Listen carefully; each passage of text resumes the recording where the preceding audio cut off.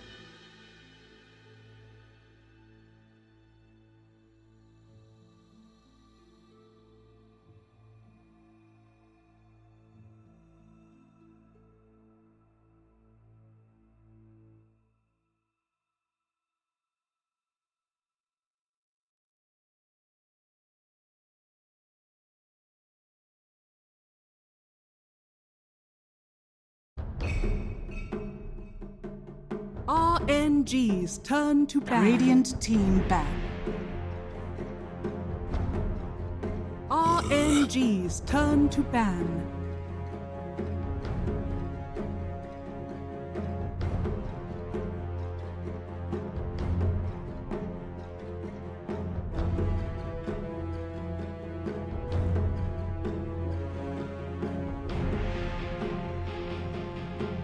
Radiant team ban.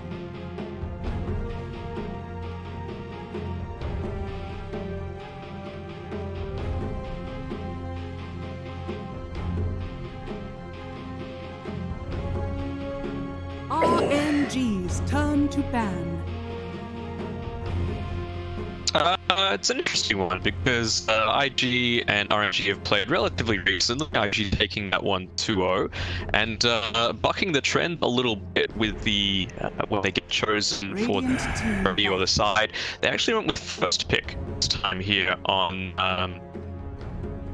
this side, so I thought that was quite interesting to be able to try and pull that one out on Super's end. Just maybe trying to deny out some of this early aggression that IG tend to try and go for, but oddly enough, they ban out the Dragon Knight themselves, so maybe thinking that RNG could be looking at that 10 one. seconds remaining. RNG's turn to ban. Always been somewhat popular in China, same thing with the Death Prophet. It's just, you know, always been kind of a mainstay, and it's just a matter of, is it terrible enough that it just cannot be picked? Because if it can, they're very happy to play it. Turn to pick. Radiant team pick.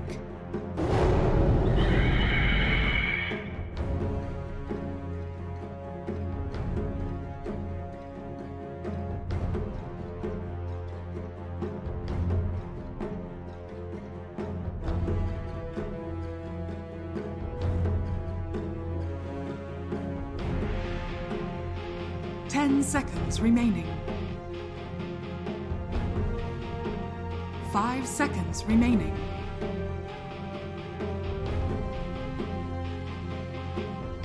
I mean, good question. Maybe it's trying to push, like, you're going up against these heroes that are very strong in the early game, and it's kind of a counter to that. You know, you just create two illusions of their really early damage coming online super early into the game style, and then you're able to counter it in that aspect and allow you to go for a bit of a slower draft yourselves.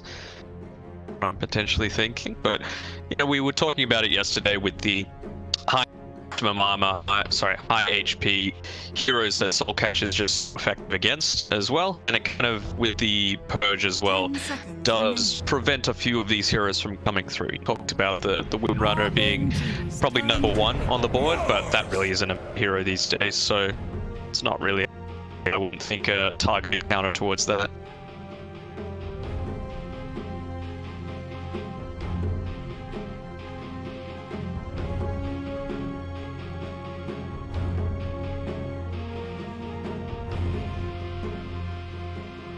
Seconds remaining. RNG's turn to Radiant team ban.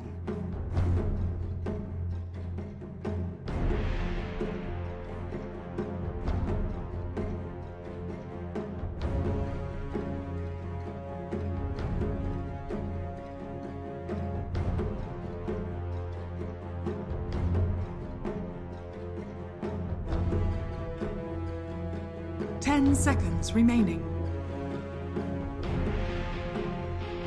5 seconds remaining.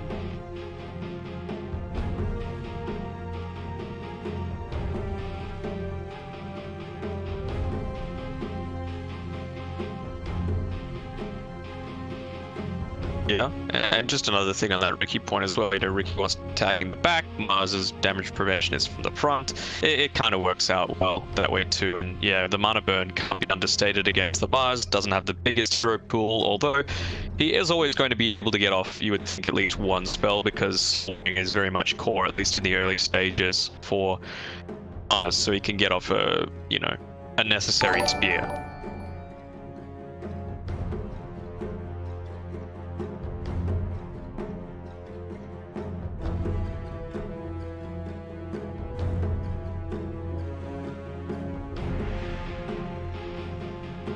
I think it was just when they picked it as well, you know, going up against this massive push lineup and you pick a bounty hunter and like, what does that do?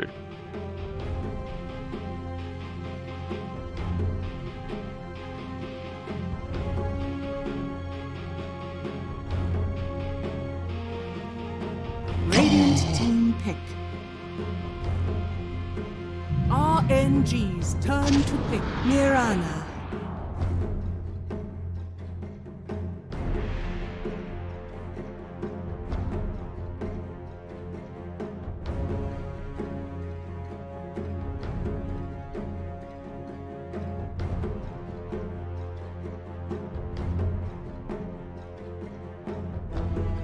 Seconds remaining.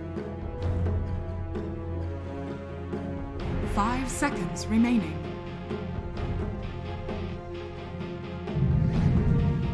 Radiant team kill.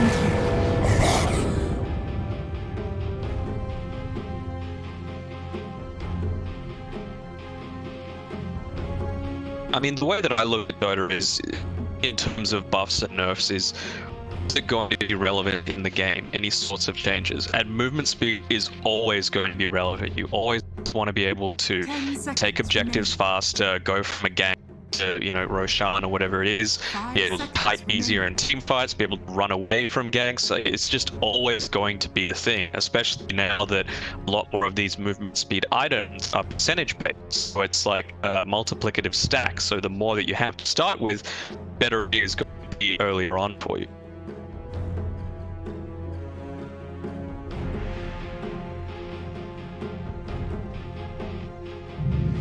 RNG's turn. Lycan.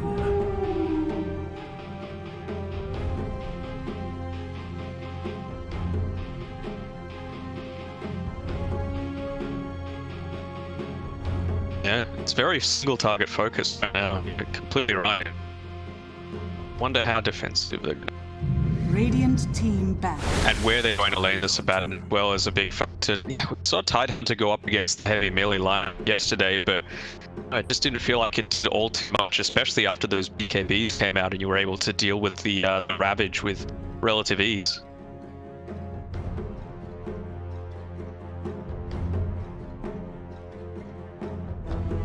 Ten seconds remaining. 5 seconds remaining.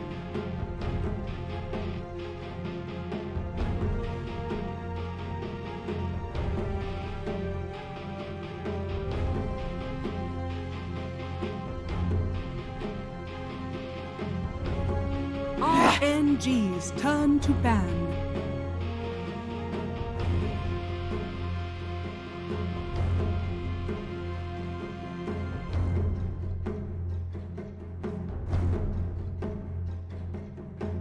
I don't think it is. I think just the little bit of extra scalability on the arrow is really useful. So out in the loop, it just got a little bit of extra buff to damage at each level, and it actually scales a little better now. You know, it's always a really strong ability early on into the game, just because of the maximum stun that you can get from it if you're on point, as well as the bonus damage just being flat across all levels. But now it's like an extra 20 damage at level 1, an extra 30 at level 2, 40 at 3, and 50 at 4, if that makes sense. Yeah, it's pretty handy. I can see it being run as the support here. You do need to be a little more mindful of it, though. You know, considering you're going up against a Tide Hunter, just with the Kraken Shell, it can shrug off any sort of stuns. You've also got the Aphotic Shield that can come out from this Batten. I don't mind the Storm Spirit. It's going to be able to get onto these back lines. You know, VARENA gets checked from the very beginning to the end. You know, probably Storm Spirit zip in, and then Ricky jumps in afterwards. It's going to be a dead Marana relatively quickly, but I trust that Parker is going to probably be able to position the Miranda well enough that that's not going to happen. 10 seconds remaining.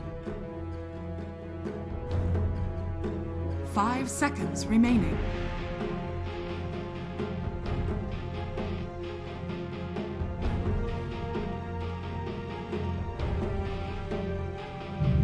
Yeah. You may now select your heroes.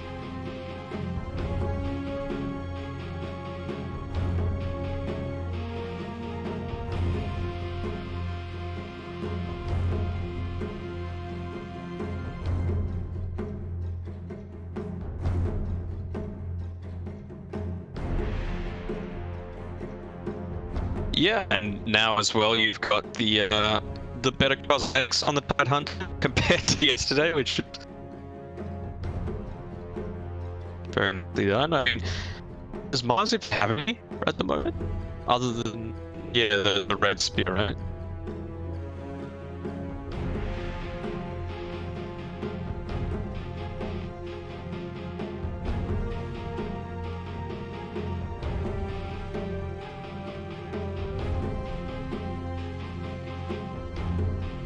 I want a Corona Trisha specific.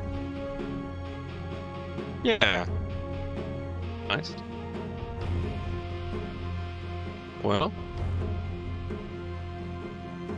So am I. I've already got flights booked. So. Yeah. I was quote unquote prepared for it. You know, anything can happen in the world these days.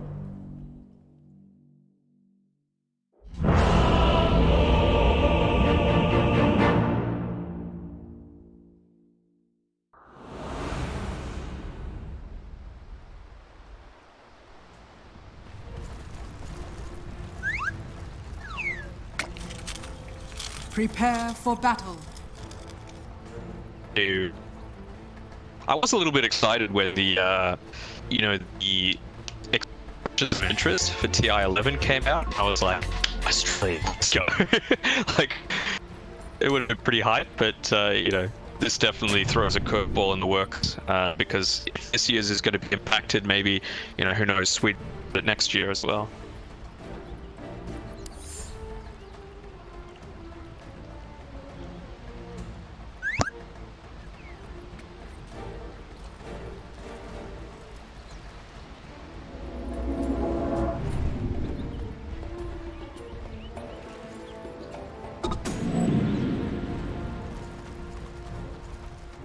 Thirty seconds to battle.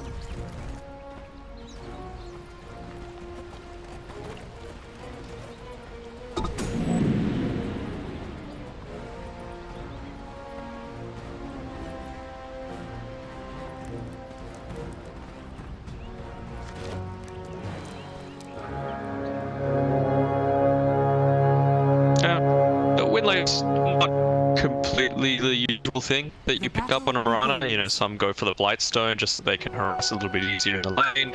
Some go straight for the boots. It's not one of those things that it's naturally going to build into something else that your team might want to have, or yourself even. Tranquil Boot's not exactly the best item for Rana.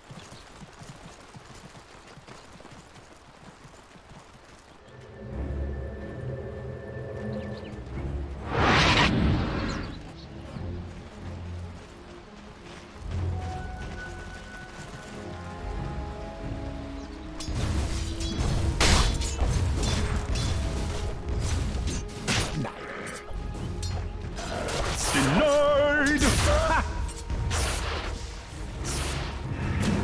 We say no.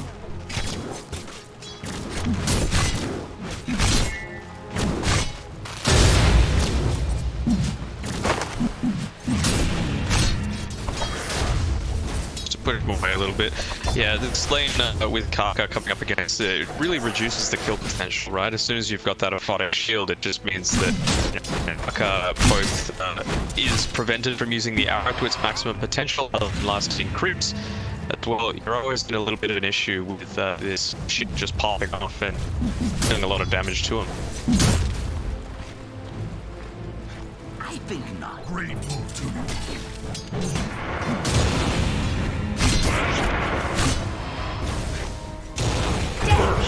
With honor.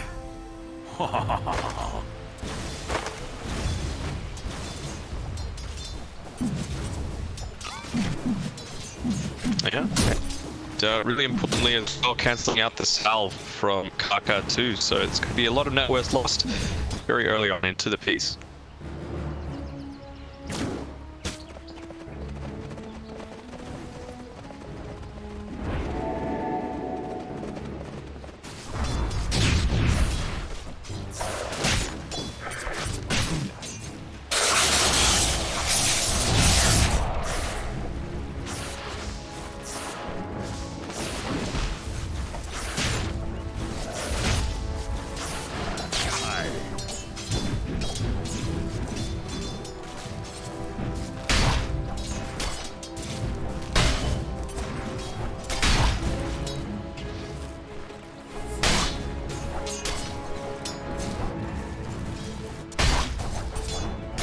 It's free real estate, you know? Why wouldn't you want to do it?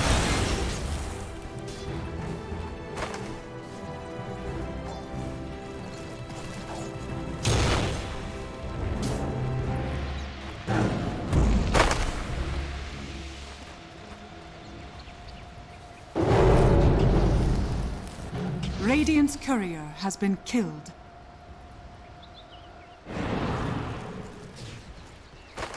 Still getting chased by Super.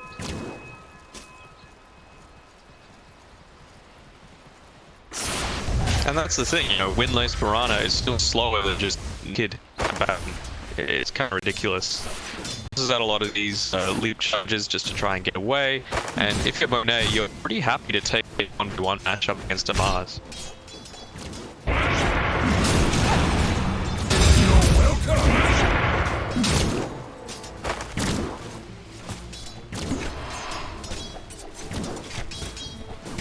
Denied.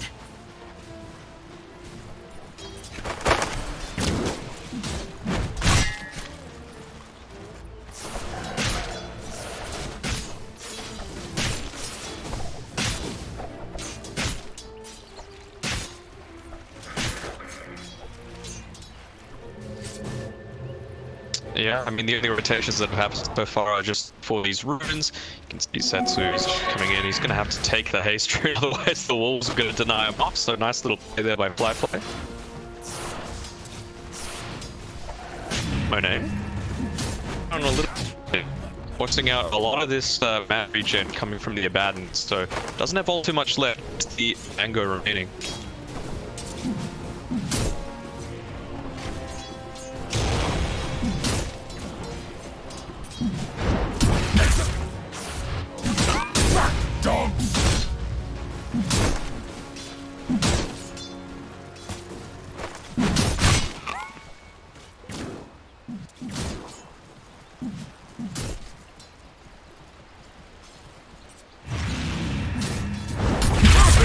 Of course. The prize is my.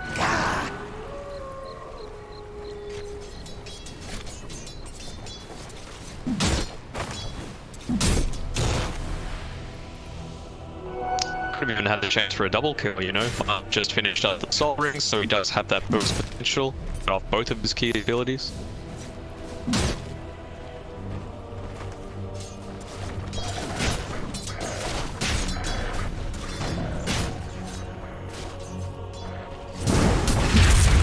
It's gonna be a massacre. Yes. Oh, you miss.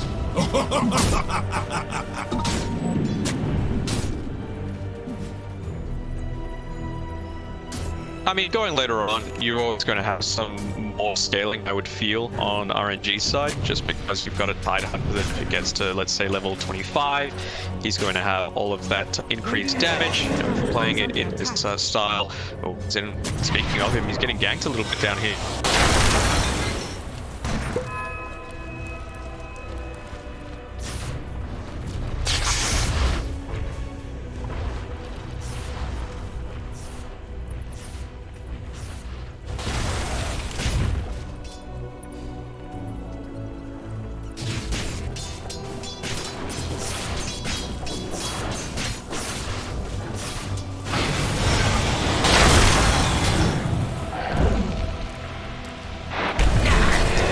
Ton of space.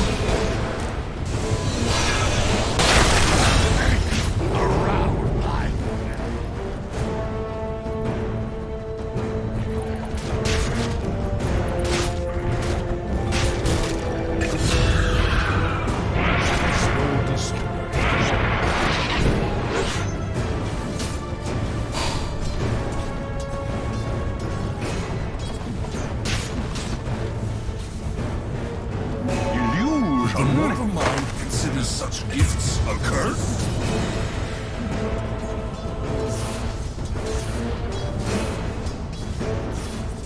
But yeah, you know, as it gets later on, yeah, this Larkin is going to be a threat early on into the game, but if it goes super late, then that, of course, like I mentioned, Tidehunter becomes a factor. Storm Spirit level 25 enables you to push out lanes a lot easier.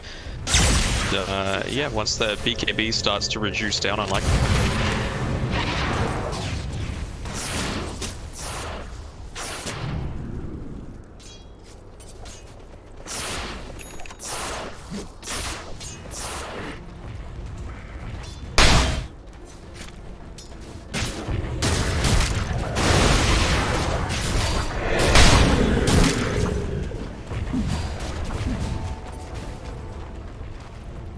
Dire's top tower is under attack.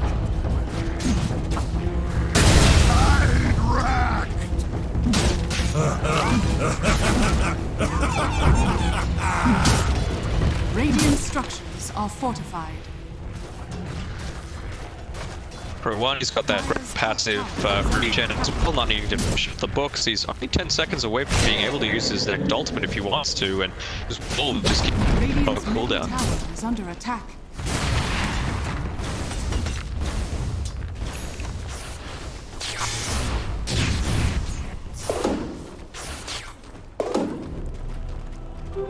Invisibility.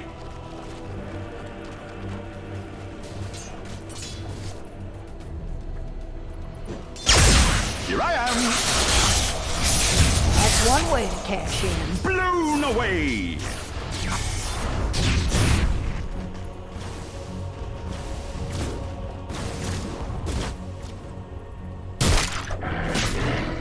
Like this though, you need to go for the risky types of plays. Well, man, I'm just missing the mark to try and secure the last hit there, but it was it's some good plays coming here from RNG. You know, we saw yesterday that they were diving way too deep. You know, onto tier 3s when tier 1s and 2s were still available. It's just that measured sort of response that they need to be taking.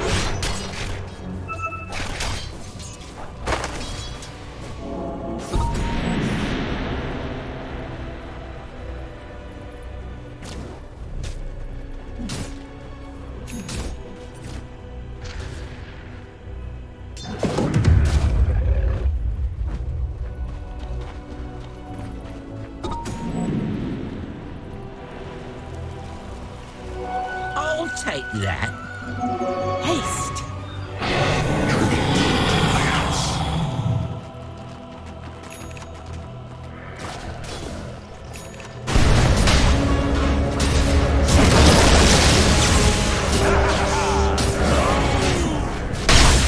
Whoa, what'd I miss?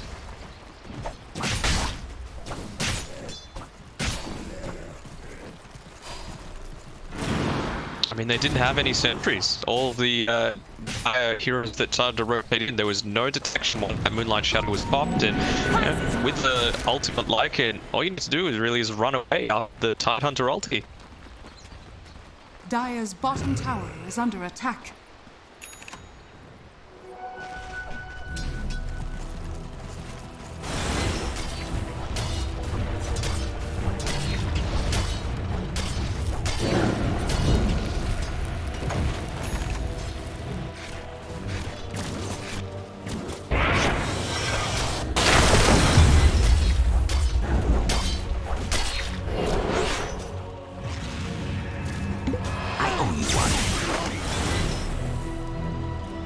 I think so. I think against a Tide Hunter, it's really important to start to get those stacked up ASTVP. I mean, both are honestly pretty good items to have. This engagement card getting gone on again.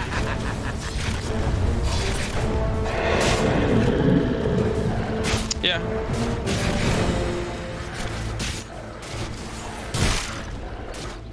And as well, I'm just more keen to see what Firefly does in about 30 seconds time, because they'll have a 35-second window where they've got the full shapeshift duration, and there won't be an Hunter ultimate to be able to try and counter it. So maybe that's the time where they're going to start putting pressure onto this mid lane tower. Who knows?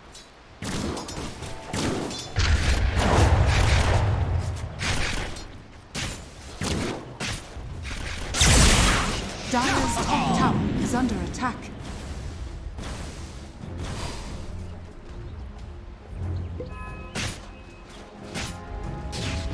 They found out Firefly. It's just on Monet though.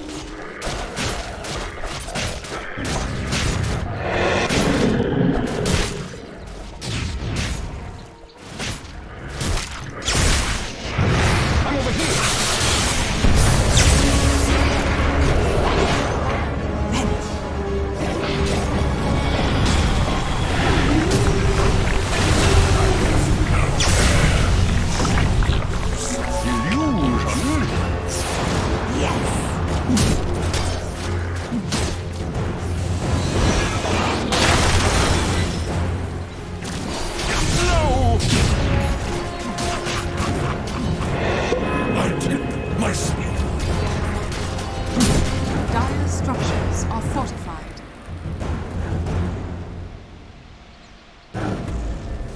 Dire's middle tower is under attack. They've got the Tide Hunter ulti. Is under attack.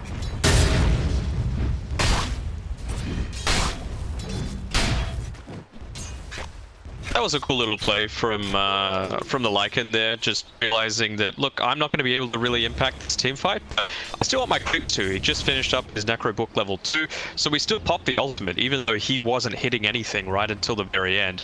It just enabled his creeps to continue chasing down that Storm Spirit, getting enough damage to allow him to get away. Or not get away, rather. Dire's middle tower is under attack.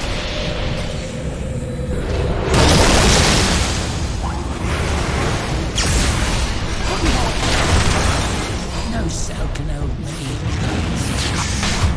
Down, no good. Radiant's bottom You had your is warning. under attack. Dire's middle tower is Yeah, under I'm liking it. Taking these aggressive engagements means that they can instantly transition into trying to take this tier 1 tower. You've got the Lycan on the top side of the map trying to put some pressure on the top side, but I think it's going to give them plenty of time to rotate and stop this. It gets a free farm actually on this side of the map.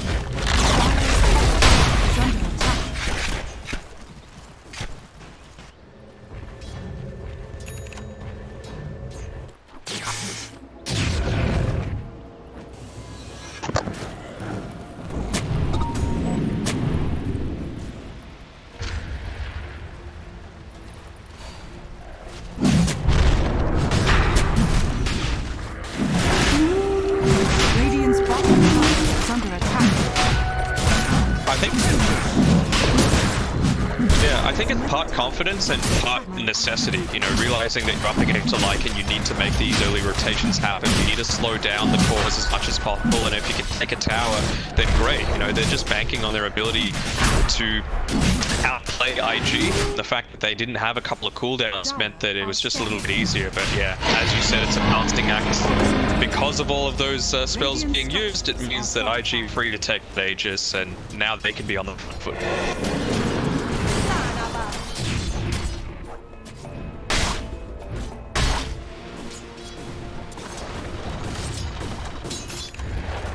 Dire's middle tower is under attack. Dire's middle tower has fallen.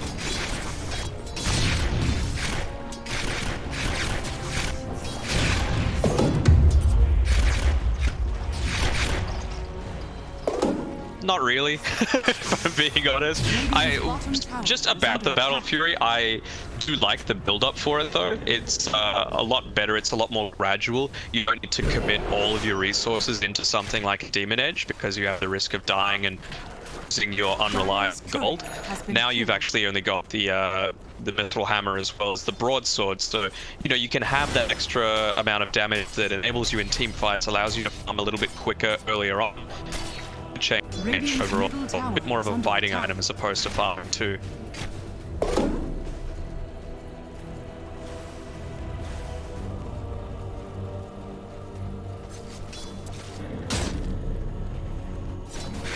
Dire's top tower is under attack.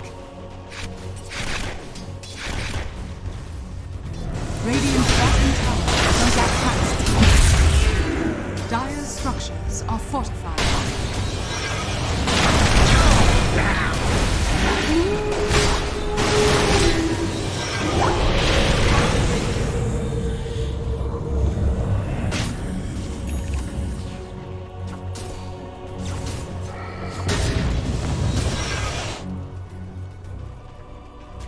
Shadow Dance activity was a little bit careful, but when you've got this Lycan Necro Book level 3, there's not too much you can do on RNG side to try and stem the bleeding. Dire's top tower has fallen. Over here now.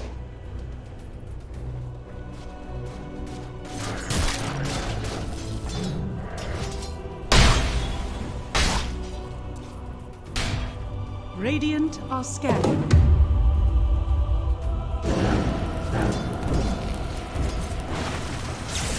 Touché!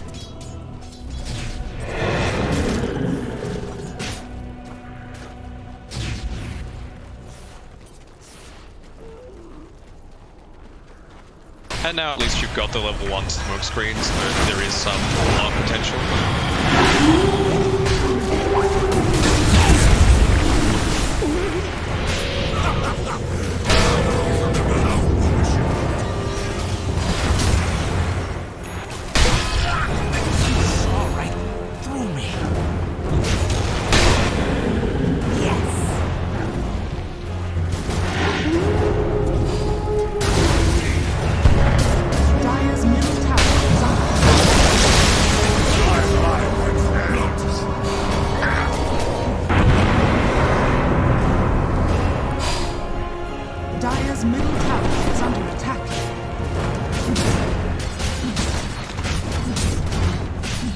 Not even the edges buffed, as you said, they've still got another minute and a half left on it. I mean, the players pushing all 5 heroes are mid, why not just keep going? So, no, they're wanting to back off. Happy to wait for the next like an ultimate. Reasonable. I mean, it'll give them about a 30-second or so window where you still got the Aegis. Right. Okay.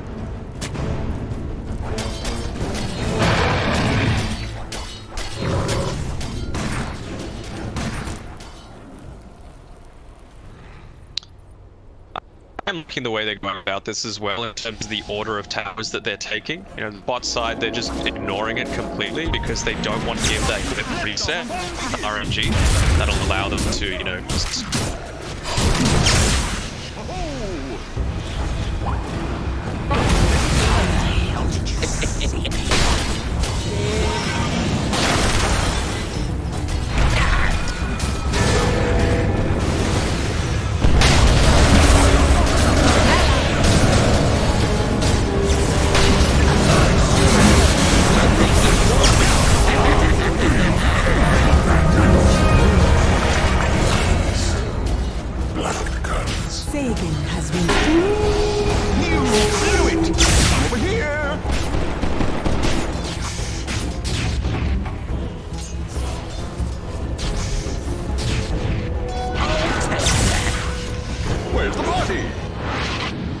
Very measured plays by RNG, but not wanting to expend any sorts of buybacks, relying on the individual skill from Setzer to be able to get away from that, and you know it was very much a get down, Mr. President sort of deal with the Phoenix jumping in the way of the arrow to prevent. Oh, deep.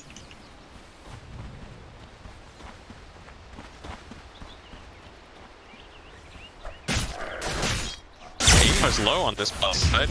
Come from. Ha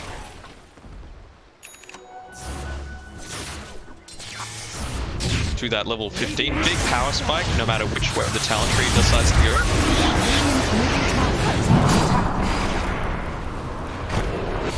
Radiant's bottom tower is under attack.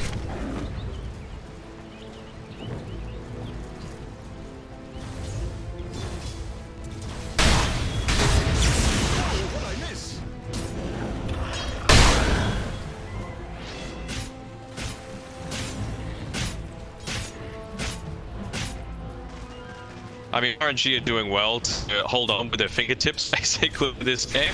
It just feels like it's a couple of great individual plays from their end that's punishing IG for perhaps being a little too cocky, a little too confident. Emo's been caught out a few times, and getting closer to that silver edge of his, which will things a little easier. Still in a risky position if you're an IG fan.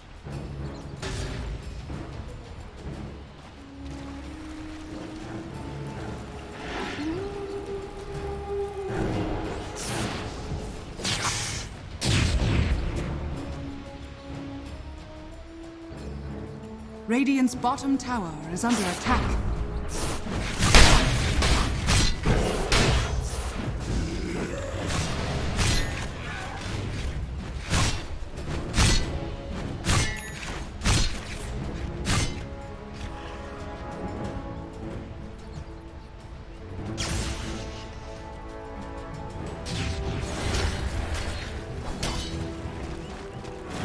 Yeah. It's actually...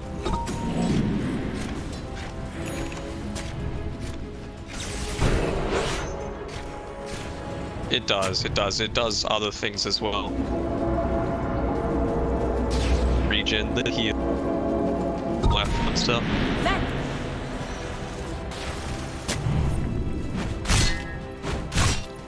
Dire are scanning. Yeah. Dire structures are fortified.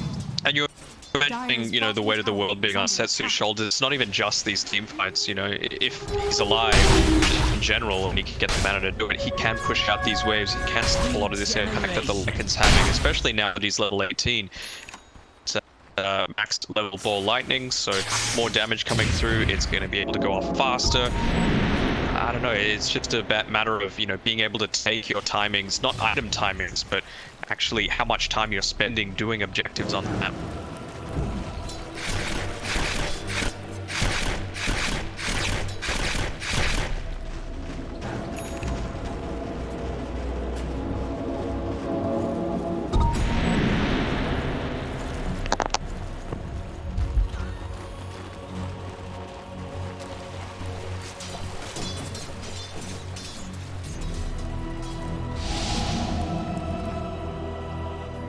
Radiant's bottom tower is under attack.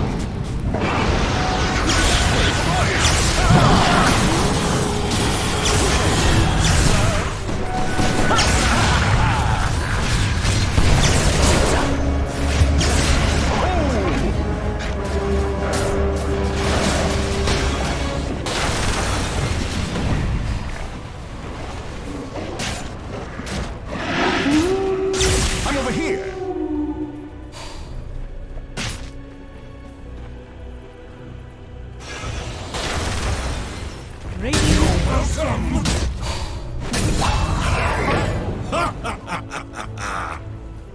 Dire's bottom tower is under attack.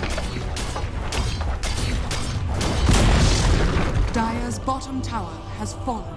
Yeah, some nice individual plays from Flywind as well, to get away from the pursuing Slug, although speaking of him, Emo, he's tailing Monet.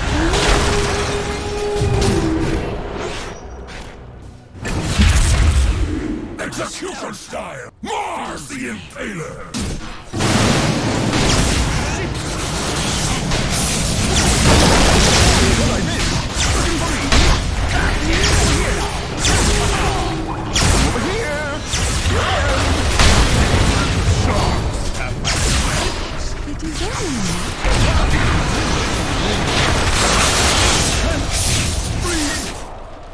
You never felt more shifty.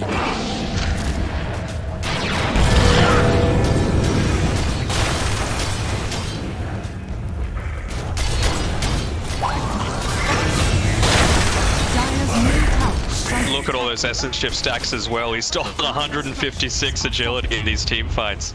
Radiant structures are fortified. Dire's middle tower is under attack. Dire's middle tower has fallen.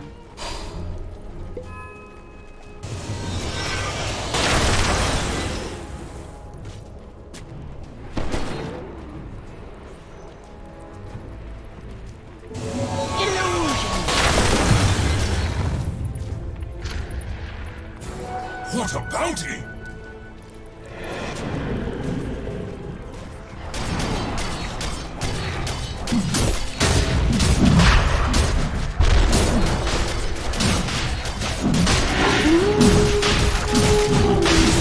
Especially with Ricky here, you know.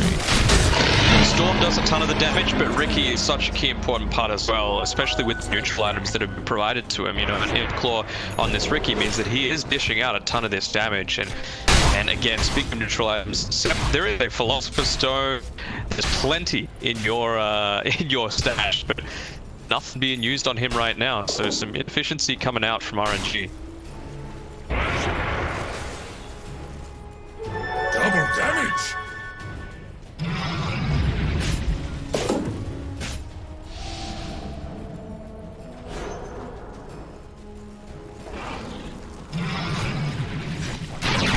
They found Renee. Dire's bottom tower is under attack.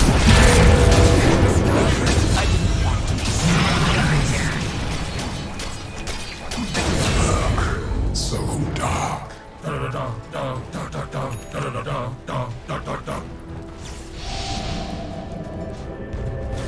Whoa, what'd I miss? Where's the party? Dire are scanning. Here I am. Emo's it indeed.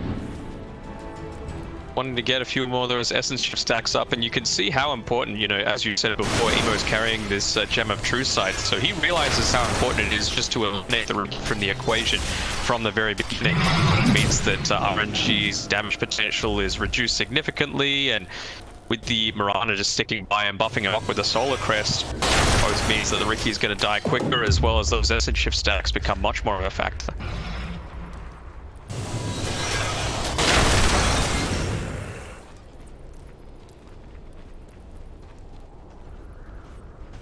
Vanish.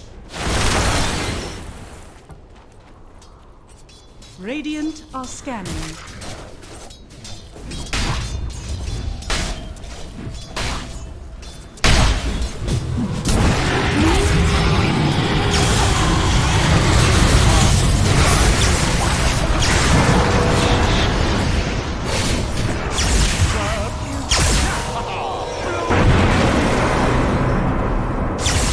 I'm over here.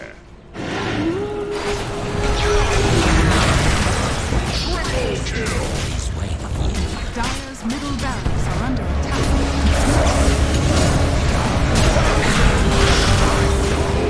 Yeah. It just felt like little bits of miscommunication there on RNG's side. You know, there were a few Ravagers popped, which were, I guess you could say they were just for self-preservation snakes, but it meant that so much more of the map was open up.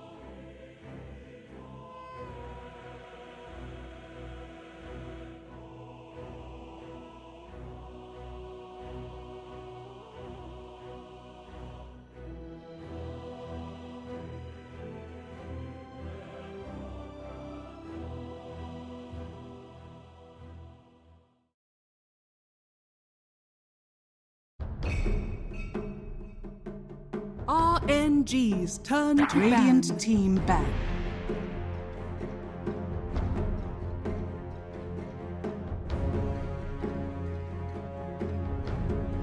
RNG's turn to ban.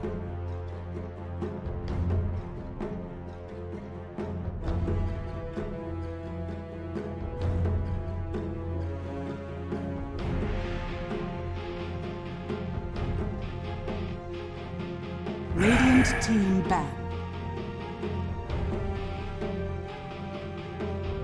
RNG's turn to ban.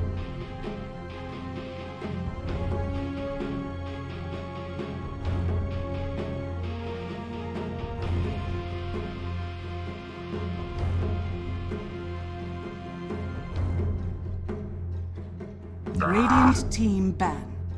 Doesn't look like they have been taking.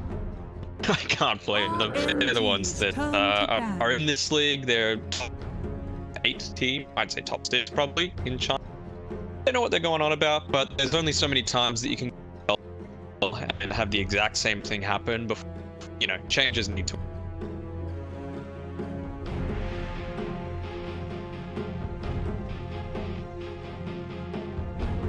10 seconds remaining.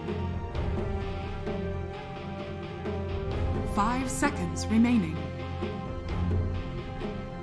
I believe so.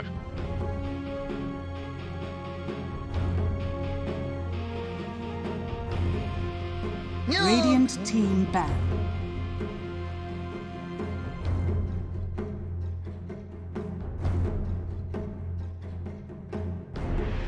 RNG's turn to pick.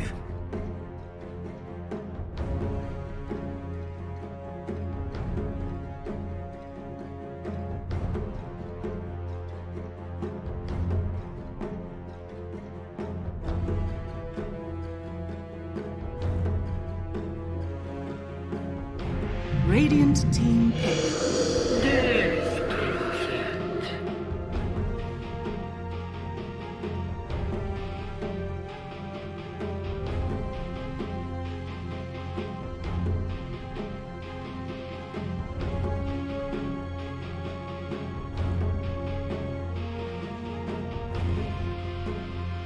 Seconds remaining.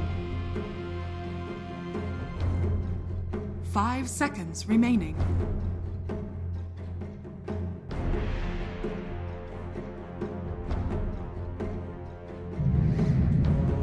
Radiant team pick. I speak for the trees.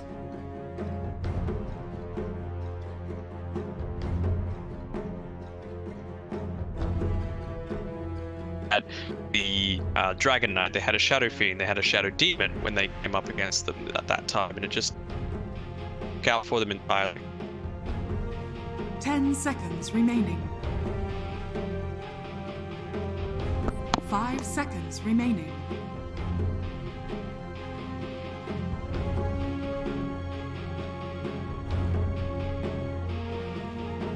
RNG's turn to pick.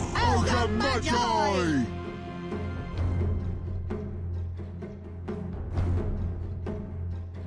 RNG's turn to ban. Mars!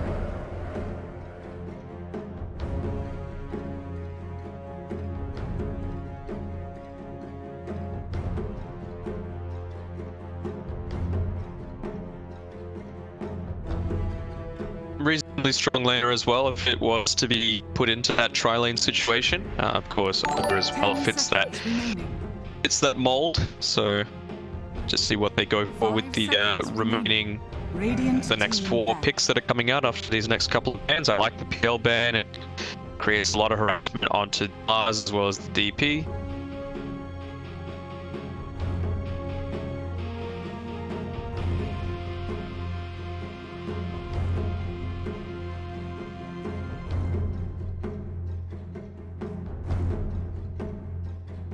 Seconds remaining. 5 seconds remaining. Yeah, I think it's okay, and you know, you build up that. It's basically just about getting that early amount of farm. So even if IG were trying to make it this tri-lane style game, it wouldn't surprise me to see if RNG kept the dual lane up against this Nature's Prophet as much as they could, just to get Mars that little bit of experience and that little bit of, more importantly, net worth, so that he can build into that soul and actually sustain himself in this lane. And then when the Prophet TP's away, you can actually try and make something happen. You know, quickly push the wave into opposing teams to try and deny a lot of that experience away from IG.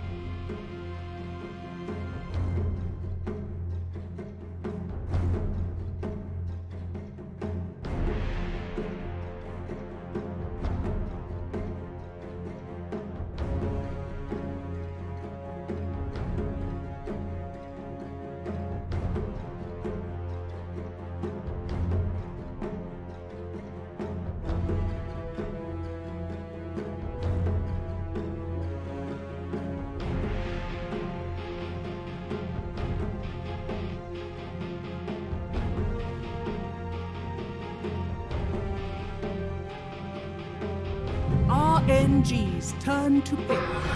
Quick.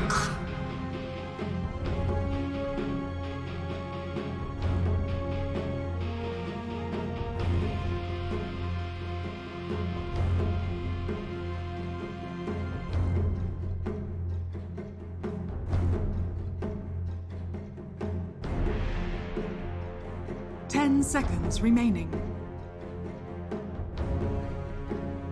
5 seconds remaining.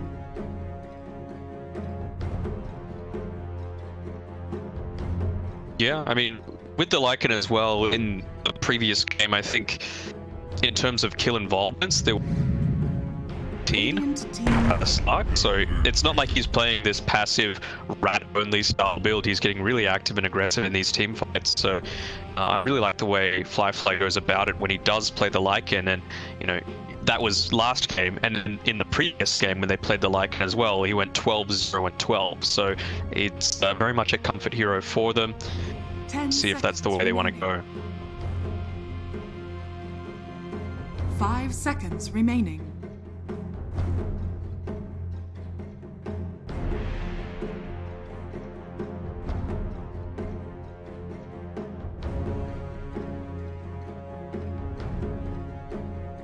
With the Stomp, it gives a nice setup for the Spear as well. You can get the exact target that you want.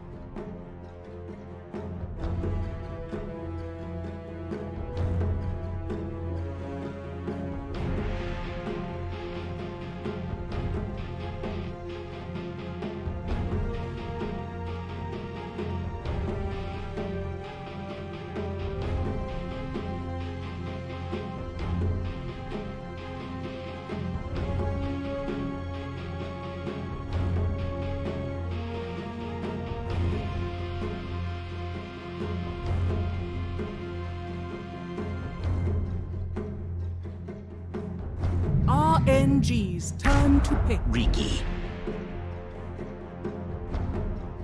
Yeah, very much the tempo, the pace setter throughout the game. Create a lot of havoc so that Nature's Prophet can TP in when you need. I feel like a lot of what IG's drafts do is they enable to the one that set the speed of the game for them, and something a little different. Okay, I'm liking this. RNG changing it up a little bit, coming with the Naga Siren, allowing for a bit more of the turnaround potential, the counter plays coming with that Song of the Siren.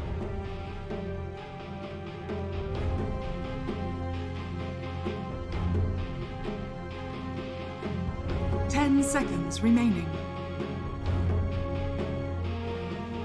5 seconds remaining.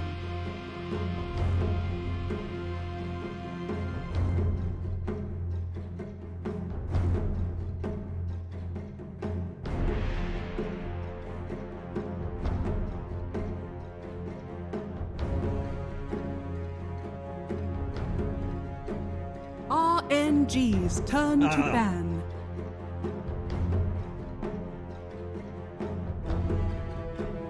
Yeah, can be somewhat concerning. I suppose I do like seeing different styles clash, you know, against each other. It doesn't exactly show where the meta is, but like we were saying in the past few days, it's the sort of thing where you want to make sure that you're one step ahead of the curve, and maybe this is the next step. You know, we've seen a bit more of Naga Siren in the recent times, but certainly not as much as we have in past matches of old.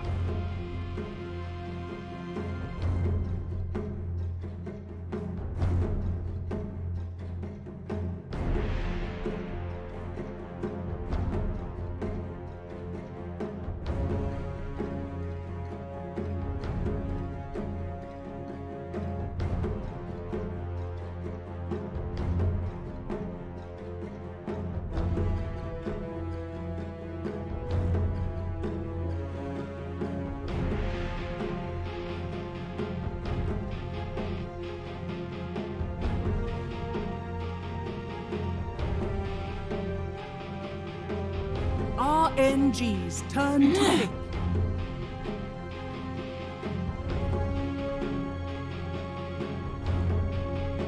Radiant team pick. Treant Protector.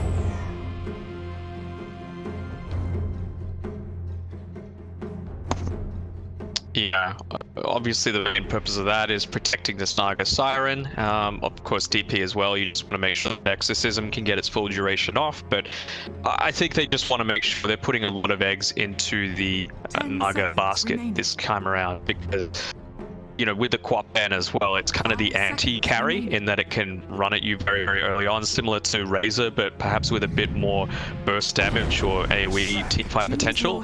And trying to deal with it in that way, and well, there's finally a little bit of team fight coming from IG's side with the Lashrak coming through.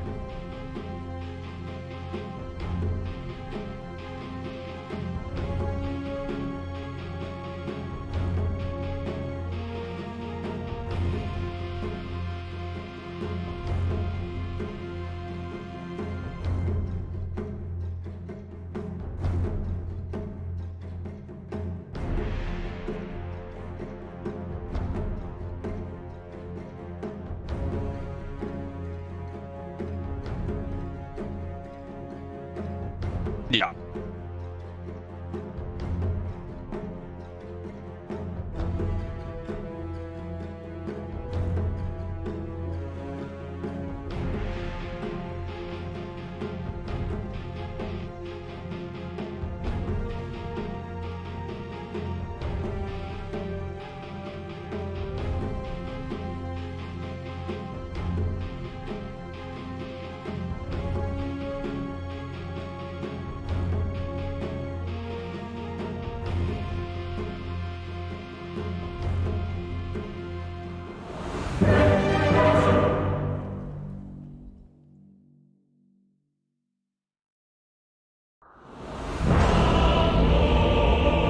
That's something that IG have been doing really well, is taking these team fights where you feel like they want to commit absolutely everything, but in reality they're trying to bait out a couple of these ultimates so that the next team fight is so much easier for them.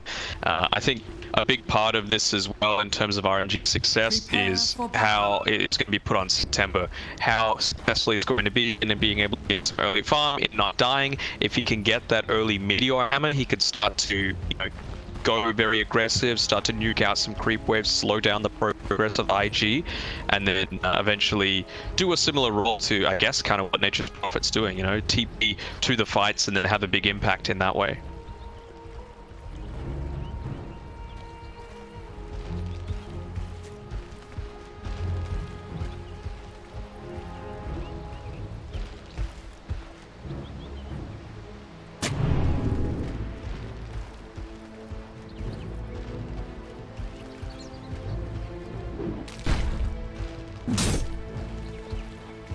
"30 seconds to battle."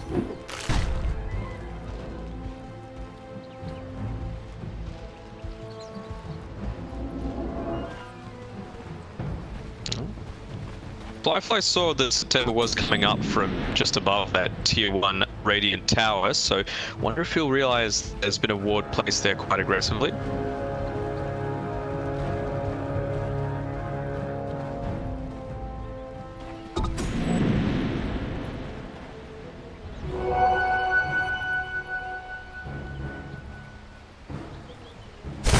Pull roots and run!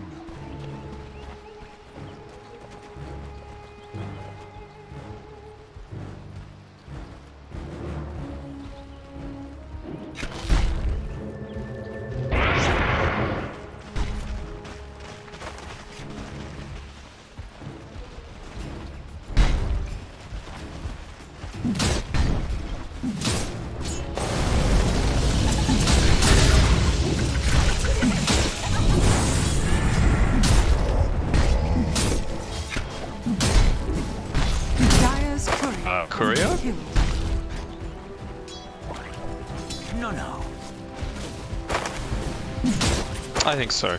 There wasn't anything lost. I think it was just the magic stick that he won. You're welcome!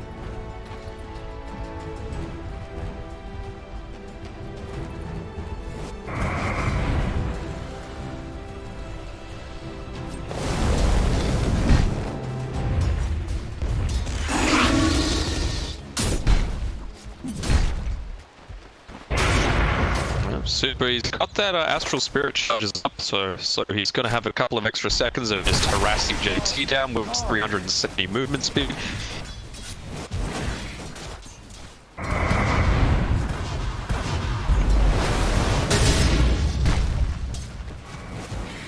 He's going to keep it up though, he's got these double ring protections, so you're not really in too much worry about being harassed down by these creeps from Trin.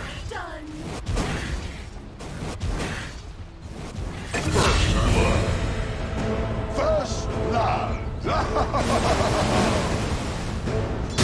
Dogs!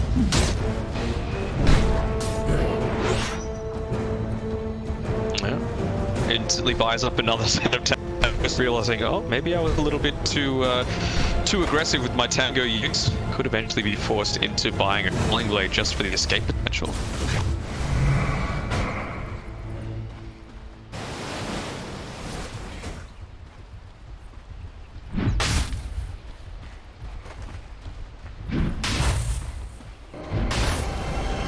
Yeah. I mean, you've got an 8-second uptime and then a 15-second downtime, so it's, yeah, a big window for you to be punished.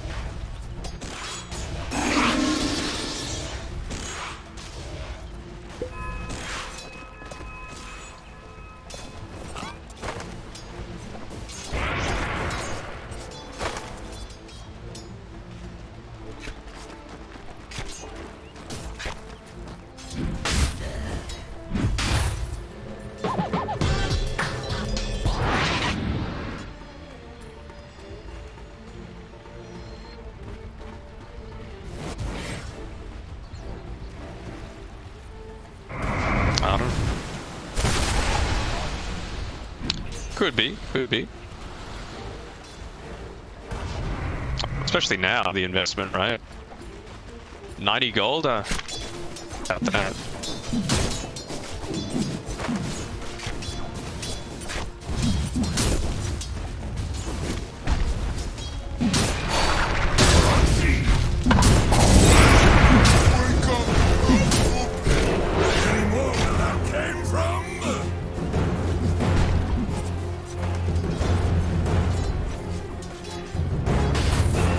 He just walked mid. He got spotted out by that observer ward really early on, and yeah, Super was happy to have a bit of a brawl.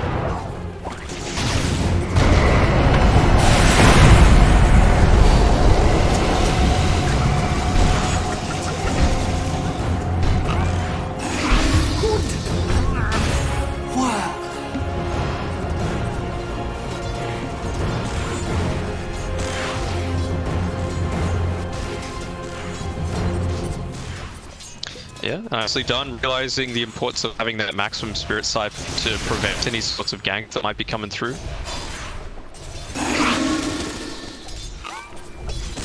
I think not.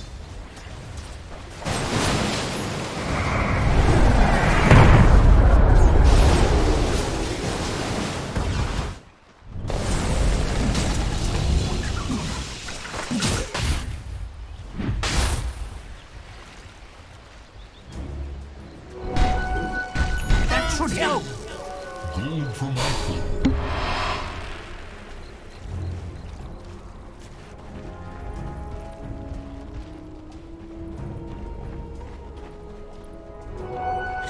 Shiny.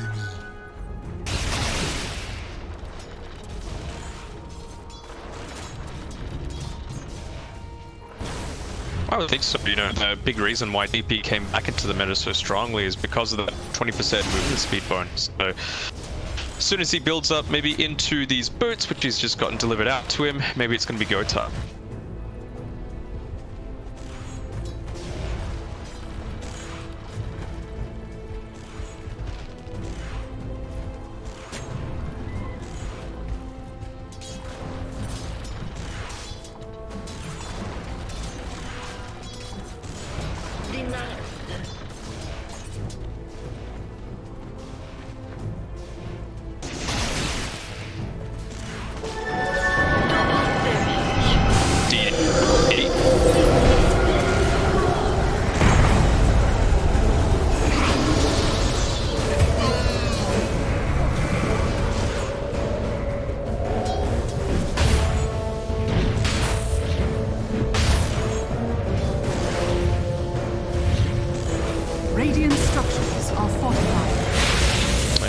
especially with the double damage. You know, nice to the Fade Bolt by Kaka, both to pull the creeps away as well as just to reduce that right click. Radiant's middle tower is under attack.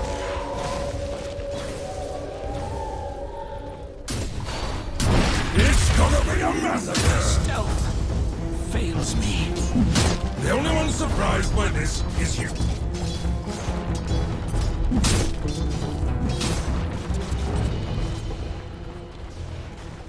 Yeah, really nicely done. The Naga Siren as well, having a nice cam up on the top side, is already built up into a few of those stat items, going into the power treads next. And it's going to be a lot harder to deal with all these illusions. Yeah, you've got some good AoE damage coming from the Fade Bolt, of course the Shrek and eventually the Wrath of Nature, but they don't always have to be in the same position. They can be around the map doing a whole lot of objective taking and farming at the same time.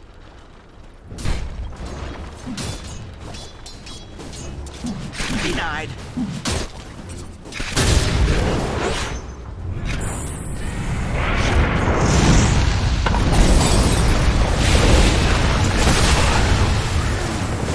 Protect.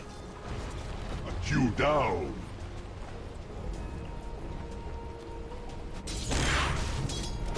He's held on to that third skill point for a long time on this Treant as well, just not wanting to fully commit onto anything, and it's going to be hard to get anything done. So swipe of the illusion rune as well to prevent the Setsus that stand in the lane. But yeah, what can you do against a Riki as a Treant protector? Not all too much. You can just, or at least pre-ultimate, you can just use your trick trade to get out.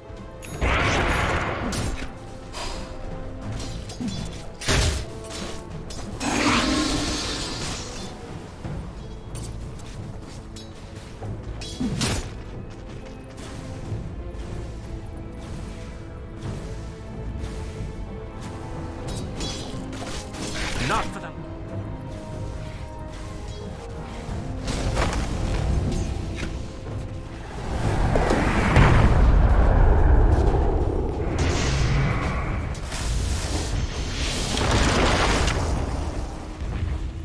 Dire's top tower is under attack.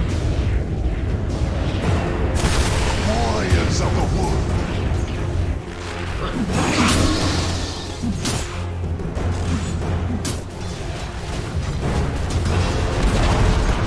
Dire's top tower has fallen. Radiant's bottom tower is under attack. Yeah, good space creation done there by Super to be able to get away from that gank. He's still not tipping even all the way back to base. Just goes to the tier 2 tower. He wants to make sure JT's not having as big of an impact as he wants.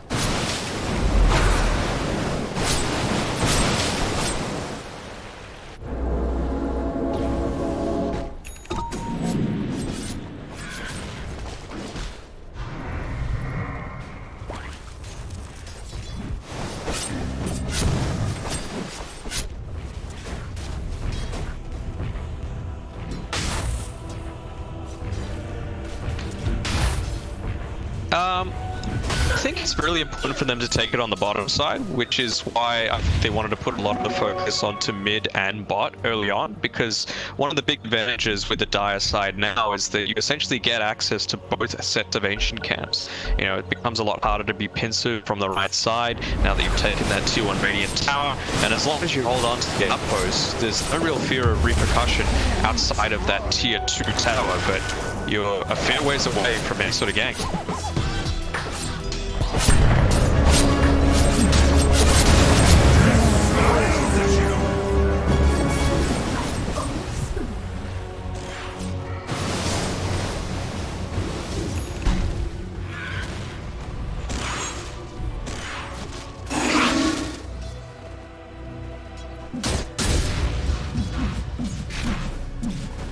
Yeah, I'm having a good early game. Time to throw it at me.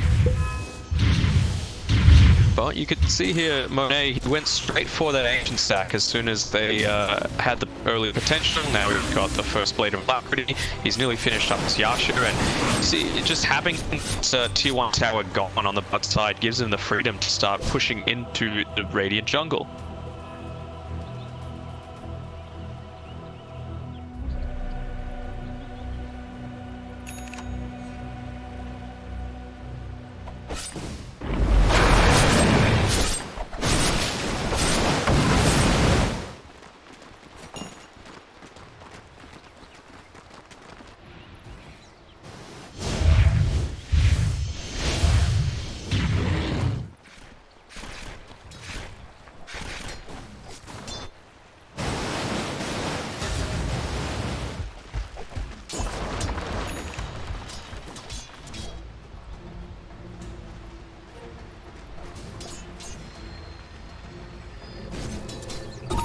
especially now that he's switched up his Manta style. So speaking about movement speed before, it just means that he's going to be able to move around the map so much quicker. He just ran in Firefly there on the ground, so if he realizes, now he does.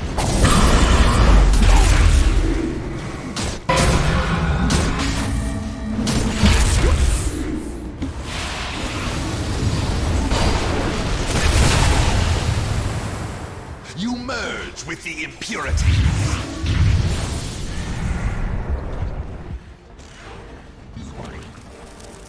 Not this time, and he even had the couple to heal himself, so he doesn't even need to go all the way back.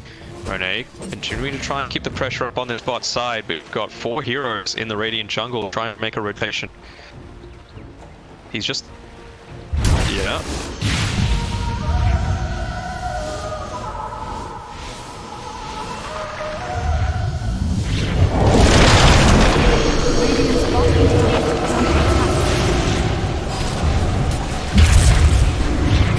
Dire's middle tower is under attack. Dire's structures are fortified. Good instant rotation coming through from RNG to be able to back them up. You know, the instant reaction would understandably be just get the hell out of there. I've dodged a 4-man gang, but wanting to do it, JT in a little bit of trouble as well.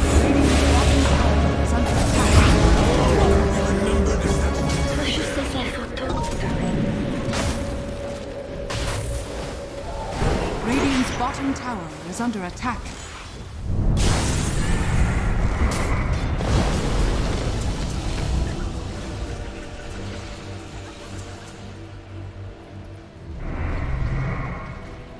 Nicely done by them, and well, the one thing they do need to be mindful of is they're trying to put so much pressure now onto this mid tower after taking a couple of those key kills. But you've got this Rubik that's just stole the Spear of Mars, and he's got the Fate Bolt. That's about 700 damage. You know, that's going to wipe out a creep wave instantly and do some significant damage only 14 minutes into the game to any sort of heroes trying to make that push as well.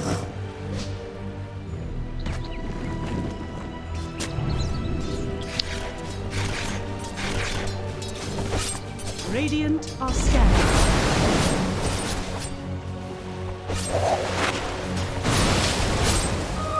Trust me, I know how to handle such power.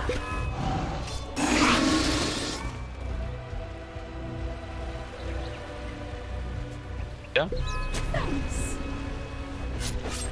I mean, that's what we were talking about, right? That counterplay potential that the Naga Siren gives you. It's something a little bit different. It's something that we feel RNG have done reasonably well, but they just didn't always have the tools in the arsenal. But Naga Siren definitely gives you that ability.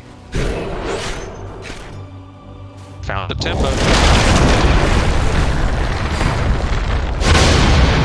That should help. Dire's middle tower is under attack. It did not take a prophet to see that coming.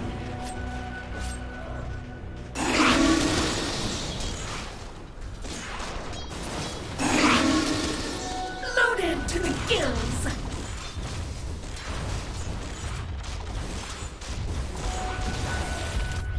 Radiant's bottom tower is under attack.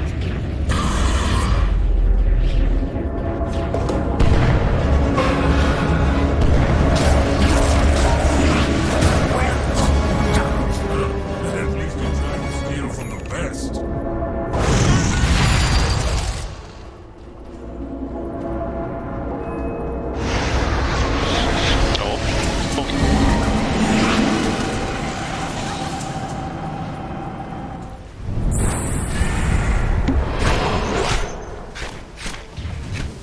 Yeah, they're really happy with that on RNG side though, right? They get a kill on the Rubik, they stop the push, and the whole time, Monet, speaking of him, he's used the Song of the Siren.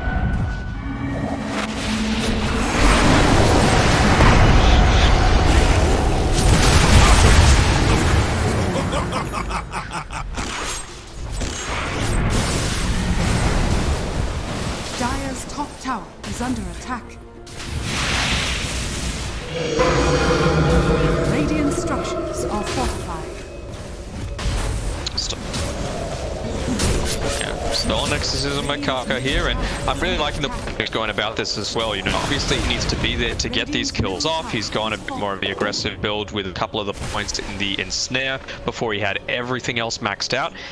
And once he does that, he just rotates back and starts farming. You know, he doesn't need to be the one pushing these towers. There's the Death Prophet able to do that, get decent damage through, and still able to take the tier 1. Exorcism used on push.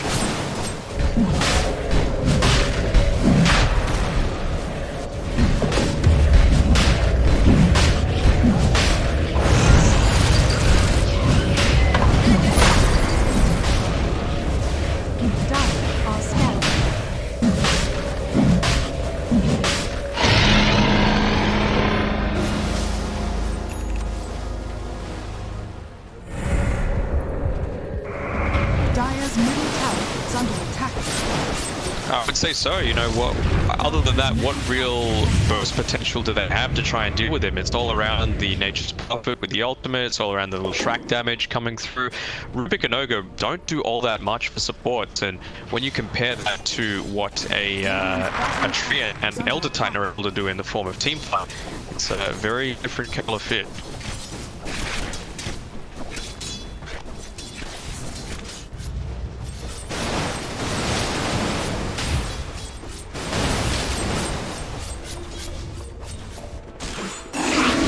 Bottom tower is under attack. Radiant structures are fortified.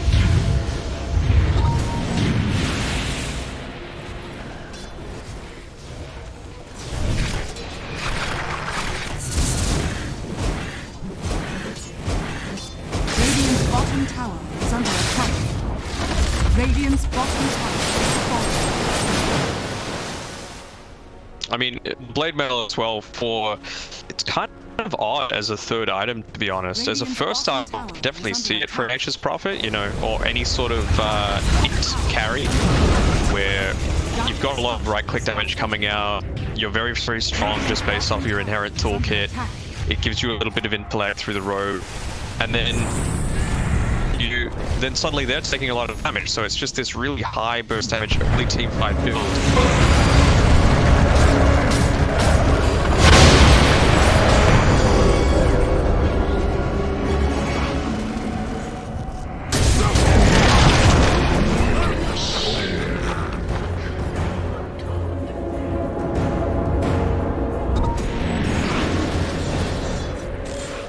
The Venn diagram of death coming into the equation once more.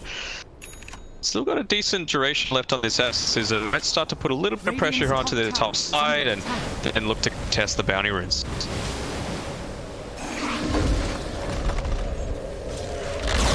Radiant's middle tower is under attack. I think it's... not necessarily an outdraft, but it gave RNG an opportunity with their draft. It had an actual identity to it when they were, you know, going through these early stages. Something a little bit different, changing up the speed of things while going for this Naga Siren pick. And yeah, a part of it is the fact that there was some outplay potential happening in the lanes. You know, previously you would see some of these 1v1 matchups go the way of IG. This time around, RNG was able to get the better end of it.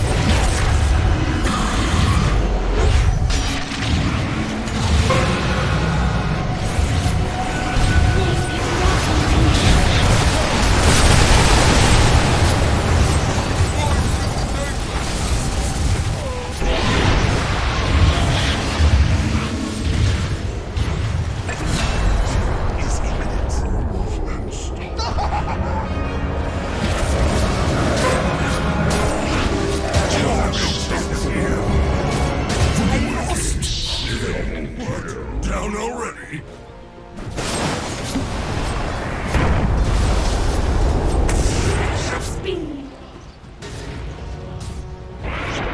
Yeah, not even using the overgrowth there as well, so it's going to have to be a little bit mindful of. Yeah, you've already used the exorcism. It's only been another 20 seconds. So, man, IG on the back foot, something that they're not used to, at least in their recent encounters against RNG.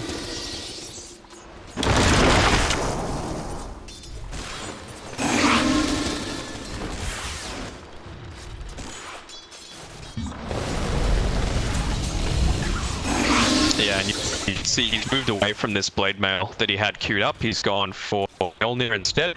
So maybe, yeah, just trying to get a bit more aggression put onto, or sorry, a bit more save put onto his cores that seem to be getting focused in these team fights means that it's kind of like a pseudo blade mail, right? Where some of the damage is going to get reflected and it doesn't need to be on you exclusively.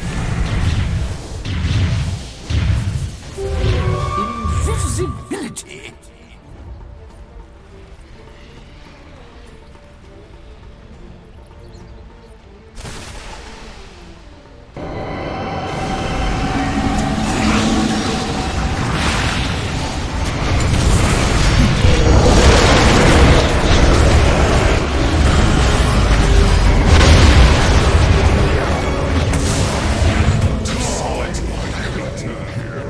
Such a thing should be stopped.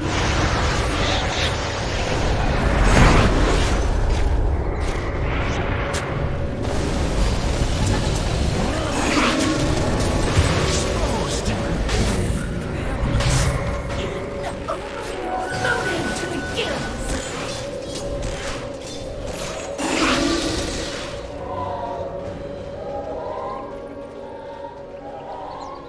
Radiant's middle tower is under attack.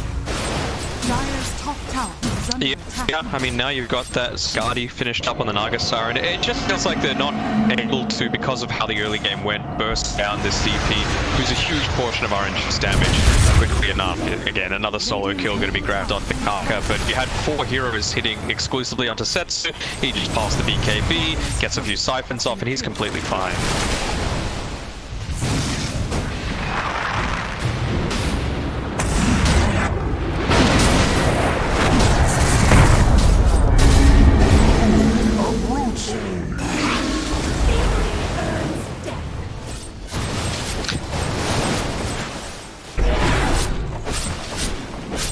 Tried for the cheeky wave cut with the Mjolnir used onto one of the treants, but wasn't able to finish off the wave. And the pressure's going to keep coming down this mid lane. You've still got a tier 2 tower on Radiant's side, sitting outside.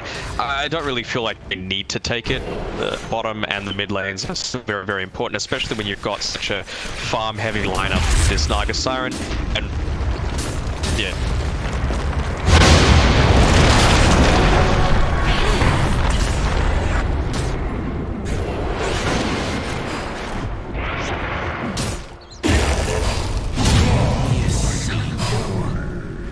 This is why your kind should and that's stick it. to frivolities.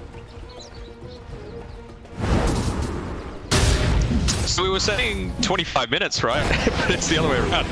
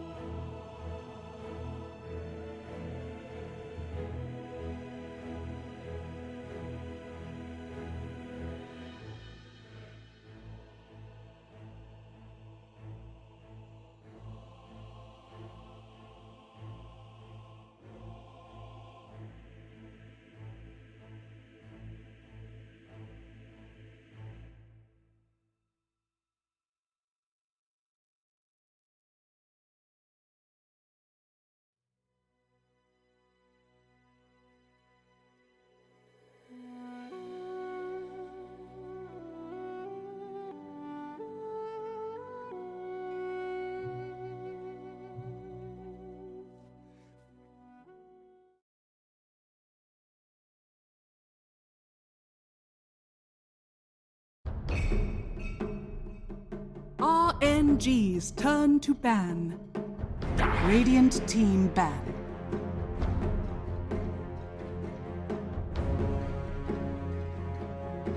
RNG's turn to ban.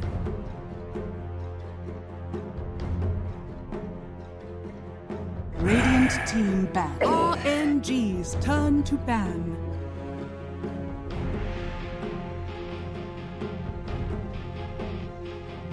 Radiant team ban.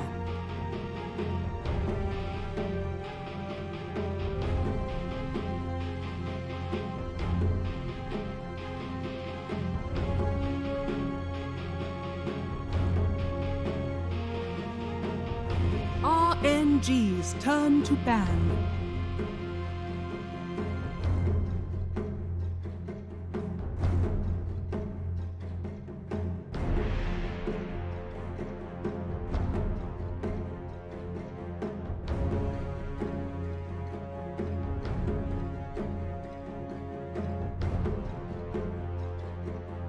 Seconds remaining. Radiant team ban. RNG. Yes, get it. I want to see what's different because again, so this is game 3, so of course you have to go to the coin flip to actually see who gets the pick priority. It was RNG that won the coin flip and they chose first pick again, so it's going to be a complete mirror of the last 2 matches. They get first pick, IG get Radiant side.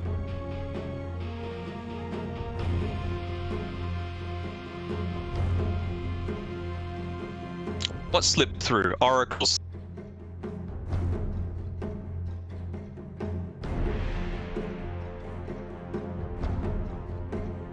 Seconds remaining. 5 seconds remaining. Radiant team pick.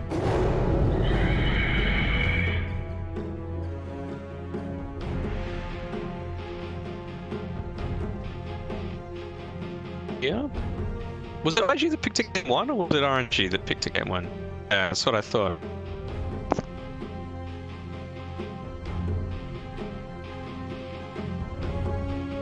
Seconds remaining. 5 seconds remaining.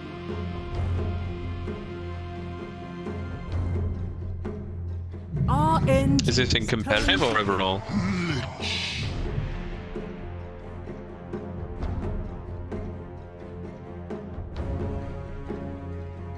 Yeah, seems about right.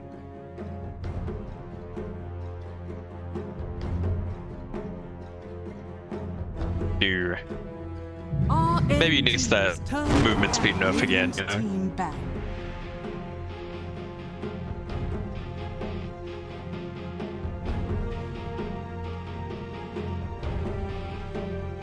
Ultimate duration.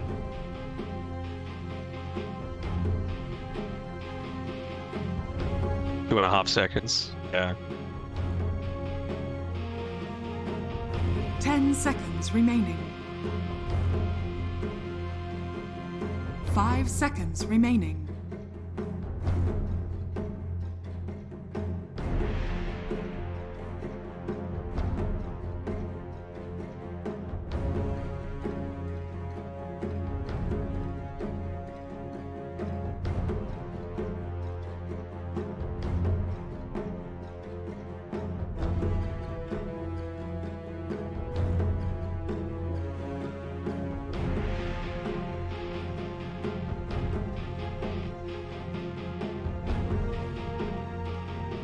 Radiant team pick.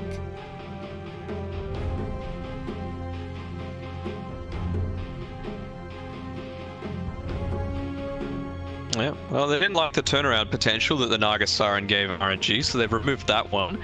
And yeah, as you mentioned, PL still in the pool. We haven't seen any Pangolier either from either of these teams in this series, both picks or bans, which I think is a very, very strong hero. Yeah. 5 seconds remaining.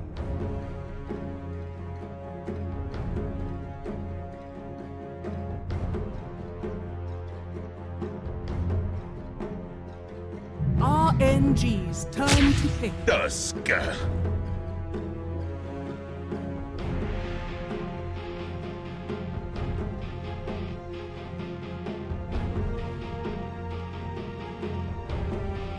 Phoenix, you'd have to say. That's what I would assume.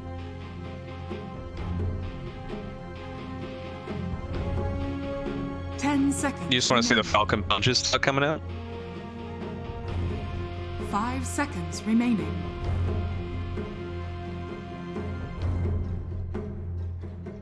Who do you main in Smash?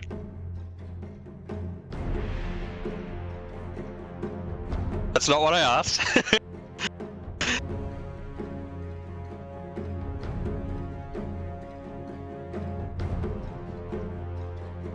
Very good, very good. That's a respectable choice.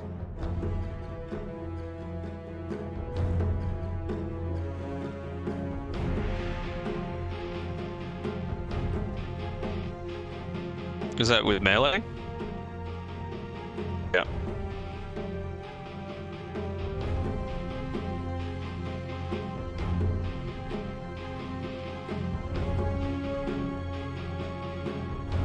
Yeah.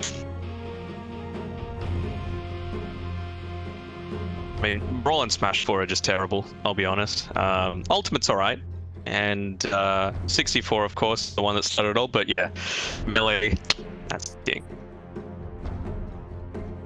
I was playing against Charlie a lot, actually, at TI9, and he plays Falcon, so... yeah.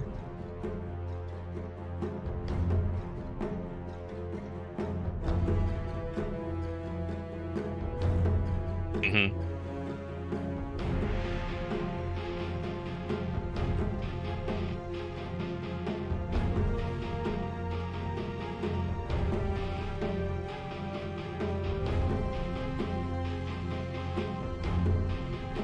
Yeah, they are connected. They want to win the lane super hard, I suppose, and punish this. Yeah, I mean, it means that you might be able to go a little bit more greedy with the hard carry that you're going to try and counter a lot of what this Phoenix is trying to put down. If the position 3. 10 seconds remaining. 5 seconds remaining.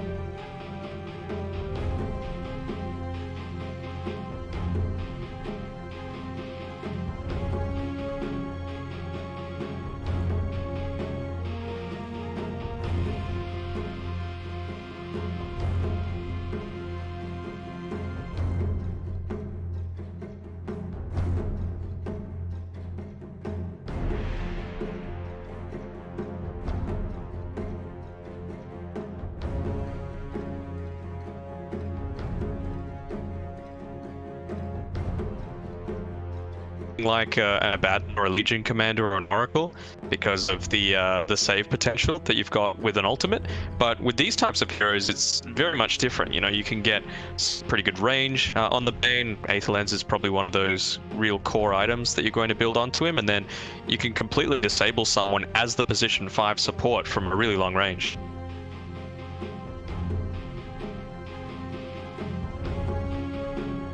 RNG's turn to pick. Faceless Void.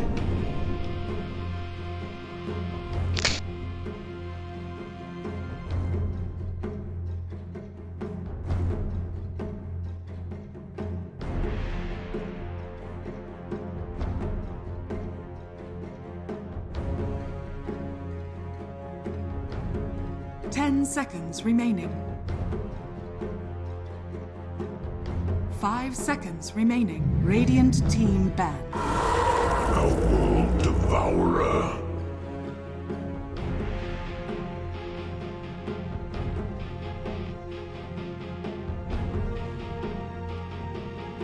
I like it. I feel like IG might might have been positioning themselves to pick the OD as their last pick. You know, you could still do a lot of work during the Chronosphere. 10 seconds. If someone gets Fiend Script, you can just save them, or you know, if you get 5 Fiend Script, then you've got the seconds Void to be able to save you, or the Tusk, or whoever it is. So it gives you a lot of options. But you know, just changing it up a little bit, realizing the Void isn't one of those heroes that buys a ton of mana providing items, and so your ultimate's going to be pretty good, especially against something like a Void, which does need to get burst down because of the Time Walk.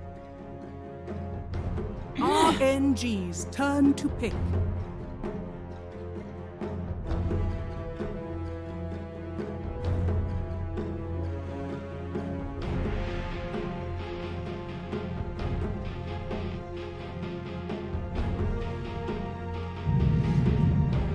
Radiant team picked. Race King.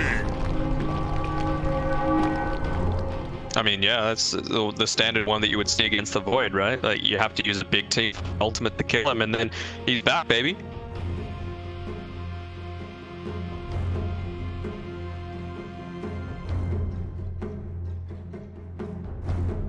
Ten seconds remaining. They've only got 15 seconds to make their 5 choice. seconds remaining.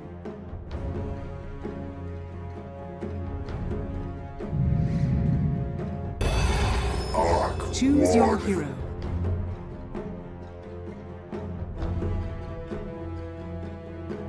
Something a little bit different as well. You know, they don't have a ton of ways to really get in on that backline either, unless you're going to go a sacrificial build on Monet, where he's going to be blinking in, soaking up a lot of this attention, and then allowing the OD to then rotate through.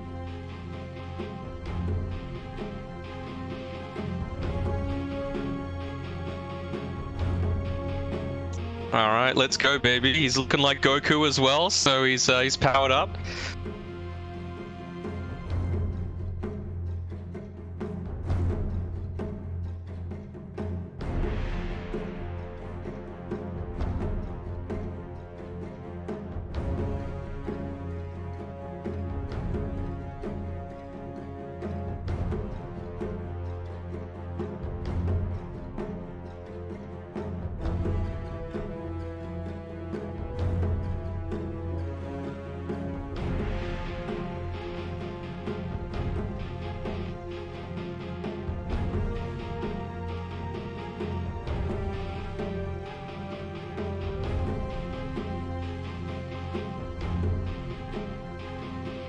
Yep, they've got a lot of physical damage on IG, that's for sure. So the things that Tusk does to enable himself really well is also going to enable the rest of his team. You know, going maybe into the early Solar Stallion, which I think has been slept on a lot by a lot of teams. You know, just keeps getting again these small incremental patches, and with a lot of these other support-ish or utility style items dropping off, I think we're going to be seeing a lot more. Definitely have to keep an eye out, and you know, maybe if we're lucky, we'll see Deso and stuff coming out Prepare a little for bit later on. Okay, let's have a quick look at starting items. Nothing jumping out to me. No, nothing too crazy. Arc Warden build, you would imagine, just going to be really the standard fare that we've been seeing recently. People building 2-3 wraiths. I guess Maelstrom did get nerfed a bit and has fallen out of favor somewhat on a lot of carries, but I would imagine still likely the item that Arc Warden's going to be going for. I don't know if there's an easy replacement for him. I think he's, you know, having a very similar type of understanding to the Dark Siren, right? Where you just want to be able to get any sort of stats up, your Tempest double. You just want to make sure it lives for as long as possible. And, you know, we're talking about this changing up a little bit. This time around, Monet, he's gone for the Ring of Protection instead of the Ring of Regen, but this time it's Firefly that gets the Ring of Regen in the lane. So just thinking, maybe this guy's got something. Yeah. Definitely. We've got it's just occasionally little changes, people testing the various builds. I guess Fly feeling like he doesn't need the burst regen in the situation, and IG sticking around with 3 up top here. I don't know if they're going to try and go for any kind of a first blood. They do have really good first blood potential between the tag team, the Frost Blast from the Lich. I'm shocked that this ability is still a 7-second cooldown. It's just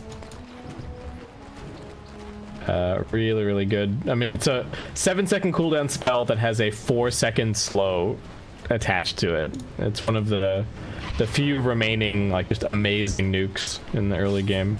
Yeah, absolutely. Okay, they're gonna try for something. Kind of sizing it up. Monet's dragged one creep back. They are gonna realize pretty quickly that the Lich is missing from bottom, so Monet is playing this really carefully, just doing aggro tricks non-stop to kind of drag the wave back. And things are going to push out somewhat. And Kaka already coming in with the harassment now, so it looks like maybe they're going to have to give up on any kind of first blood attempt. September was zoning back Fly pretty heavily, but now with the TPing from the Lich, there's going to be some decent damage coming through. September now getting some auto attacks out, but it's just trades. Fly does have the time walk off cooldown. He's getting gone on. Tag team doing decent damage, but Monet is gonna push JT back. He's already got the Mortal Strike picked up. How's mid lane going? Setsu with a couple of denies. Emo just trying to use the Spark Wraiths to secure these range creeps. And all he gets is, unfortunately, clarity cancelled down bottom. I think that was a little bit of a bait play from Super on the top side. He just finished up his headdress. He was close enough that he would be able to juke the trees a little bit. Kaka, they're going to try for the turnaround, but the immediate Nightmare comes out onto the Phoenix, so he's not really doing any damage. Monet tries for a few more hits, but Spirits are going to completely prevent all of his less. Flywin trying to get around the tree line for a spear at bottom, but can't quite make it in time. Dire's middle tower is under attack. But Mars farming really well. Yeah, he's going to start pulling through these creeps. Going to be doing too much damage to the actual Dire creeps to try and pull it back in the favor and deny out a lot of this experience. Surprising if they even got one deny off from this. I don't think they will, but it's just about the equilibrium. He could still connect it, maybe going this way. But Kaka's giving him a really hard time. Oh well. Okay, so this lane it's actually going to end up sort of in a roughly equal spot. Still some momentum going in the Radiant direction, but Monet denying hard to try and get it back to even. So a little bit of nice creep control there for him. And Flywin completely taking over this bottom lane, getting a ton of CS. Fly trying to trade, but kind of constantly low on HP. And needs to be cautious. September's constantly pump faking the LSA. We've got action up top. Kaka getting gone on, but we'll just be able to dive away. JT waking up from the Nightmare. But Super's trying to bring down his courier. First blood's actually bottom as Fly gets brought down, but we'll stay up top. Kaka's going to be finished off. JT not quite able to get to the tag team in time. And that's 2 different deaths for IG across the map. Yeah, just needing a little bit of time perhaps on RNG to warm up, get the hand warmers in, and you know, you saw as soon as that level 3 was hit up by Mars, they wanted to go straight away. A lot of they're gonna get a quick D-ward here at mid, but yeah, the laning play from RNG in both games has been fantastic, and so much of it being driven by this this Flywin Mars. And now he's already got his full soul ring picked up. He's gonna get some pretty fast phase boots. He's got the most CS on the map currently. This IG dual lane really not working out maybe the way that they were hoping. I mean, Void is not a super strong laner, but and it's not even just the CS, it's the actual overall net worth. He's a full 800 ahead of anyone else on the Radiant side, and a full 1,000. He's double the net worth of the Void right now. And this is exactly what you want, right? We said that the Wraith King and the OD, they're a little bit slow. They want a bit of time to chill and kind of do their thing. And what better hero to run around and make some space for them in the early to mid game than this Mars with a ton of net worth. JT getting gone up top. Let's have a snowball. Gonna look for maybe some kind of a turnaround on the Super, but Kaka may be a bit far away. He's got the 1 point in the Spirits. And as he moves into position, RNG are just gonna call it quits on him. Maybe they might have tried to commit a little bit stronger onto that if they had the Wraith Fire Blast off cooldown, but it was another 5 seconds or so. And looks like just gonna end up being 2-2 bounty split. Fly gets a bit of breathing room at bottom as he is just going for a morbid mask currently, so suppose maybe some kind of Mask of Madness build up for the Void here. It doesn't need to be a huge damage dealer this game. They do have the Arc Warden to ideally scale to do a lot. They're making some kind of attempt on Setsu over at mid. And now they've got the second Arc Warden actually. Dive through from Kaka. This is good damage. The Imprisonment is coming off cooldown in a second. Will be able to get that off. He's got a Fairy Fire, but Emo's just going to wait for him with the Spark Raids. Can they keep Setsu up? Won't quite manage to do it. Emo also looking for this kill on the Super. Looks like he should get that one. And oh, actually no. Didn't quite have the damage for it. Only battling up against September in the river. Now with Kaka's assist coming in, that should be yet another kill. And IG finding a big handhold back into this game. A couple of nice kills. Yeah, requiring a commitment from a lot of their heroes. You know, you can just see on the net worth charts overall, it's still a very comfortable lead in terms of the side lanes for RNG. So just wanting to come out with any sort of victory in the early game. Monet going for kind of the, well, close to the fastest farming build. I mean, does have the 1 point in the Wraithfire Blast, but already has the 2 Gloves of Haste up. There's another dive through at mid. Setsu getting gone on once again. This is the second set of the double. There will be a TP coming in from the Wraith King as they're going to be looking for the turnaround. Is ulti ready? What can they actually find? This is just the Tempest double. So, all right. I mean, I guess Monet kind of wanted to come to this side of the map anyway to start farming up Ancients and stuff like that, but yeah, a bit of a weird TP. I mean, at least the wave was pushed all the way. Flywin, ultimate, spears, fly over, couldn't quite dodge out of the way. Oli just standing his ground, fighting back, will be able to run a little bit further into the tower, but Flywin's not done. September's got spells soon. Stick charges are going to keep him alive. He's salving as well, but he's backed himself completely into a corner, and that'll be the end of him. RNG, this dual lane, absolutely owning. And it's not like this dual lane was a surprise. It was the first 2 picks for RNG, but they are doing so much work. Yeah, doing a ton with it, and some good trust within the team itself as well. You know, Mars holding onto the Mango, could have gone for the quick snipe of the kill, but giving it over to September. Now he's going to start to be a bit more of a factor early on. He's could be building into a Tranquil Boots on the Lina just so that he can have that roaming potential. Under attack. They know that Super is here. They've scanned him, but they haven't quite been able to figure out where he actually is. JT thinks he's gone in a little bit deeper. Mid lane Emo, Tempest double popped again. No interrupt for Setsu's TP here, so he will just TP back to the tier 2 tower. Still tons of damage being taken. Doesn't want to pop the wand charges. Top lane, all right, now they snowball in onto Super, but September actually just kind of baiting this a little bit. Flywin hoping for the spear, did not have the arena available. They're just going to go for JT instead. Flywin knocking him back into the tower, and that will be JT brought down. The movements, Lina and Mars, they won their own lane, and now they're taking that strength and bringing it to the other lanes. That's fine with this. Because he's going to be taking a lot of harass, which is why he went the Tranquil Boots build. He just wants to be able to stay in lane for as long as possible against this one. It gives him a little bit of extra speed as well, and he got a little lucky with his neutral item having that optics. So a little bit of extra save, a little bit of extra catch, and enables the farm. Monet, the Wraith King rotation to mid. They're trying to block a bit of damage on Setsu. Still tanking up a lot though. Snowball through. They've also got the Walrus Punch. JT doing good damage, but is it enough? Setsu going to imprison himself. That's going to save him for the moment as they now just focus over onto the Emo Tempest double. Up on the high ground, they've actually caught out the Lich, pinning him down. Emo trying to finish the Setsu kill, but it's not going to happen. And despite it being a 4v5 on the mid lane, only the Lich dying at the end of the day. Yeah, and even now, you know, talking about the efficiency that RNG showed in their previous encounter, it's happening again. He's farming up this double stack. He's switching his Tranquil Boots between his backpack and his inventory, so he's not going to miss out on any of that great HP regen. Is he going to stack again? Let's see it, Setsu. Oh, yep, there you go. Well, not going to try taking the outpost, even though he was standing right next to it, which I thought was a little surprising. That is true. Efficiency minded, but maybe not in the not in the right way. Tower is under attack. Yeah, just gonna let them have this still.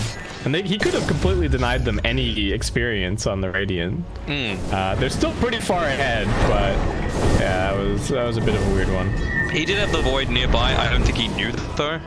And the Void had Chronosphere up online, so could be a little bit of danger, although he was sitting about 2 levels above. JT's getting aggressive.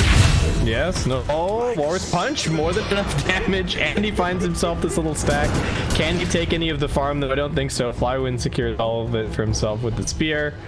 And that's going to be the end of that. Even with that death, Odie's still doing pretty well on the net worth.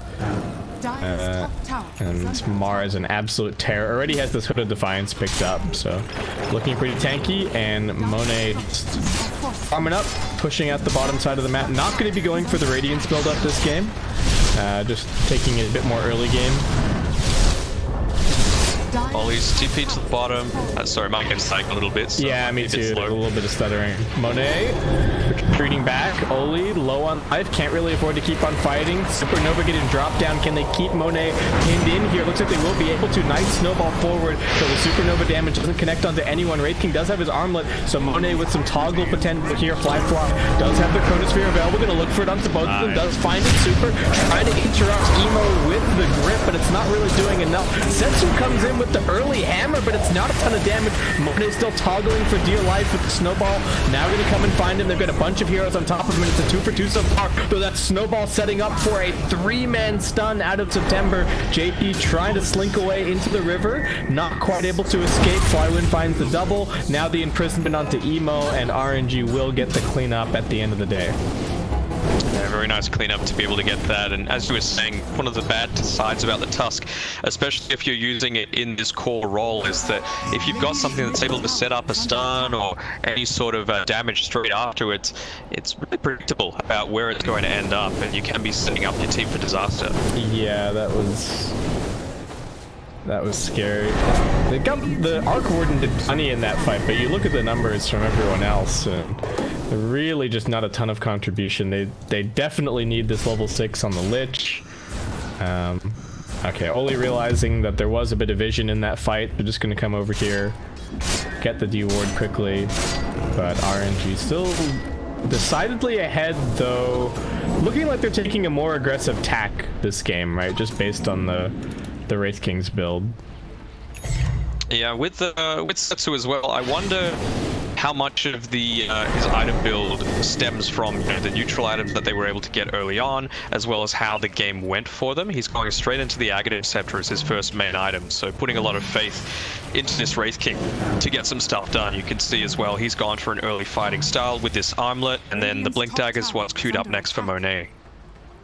It's mostly about the Arc Warden with the Wraith King build. Is that the idea?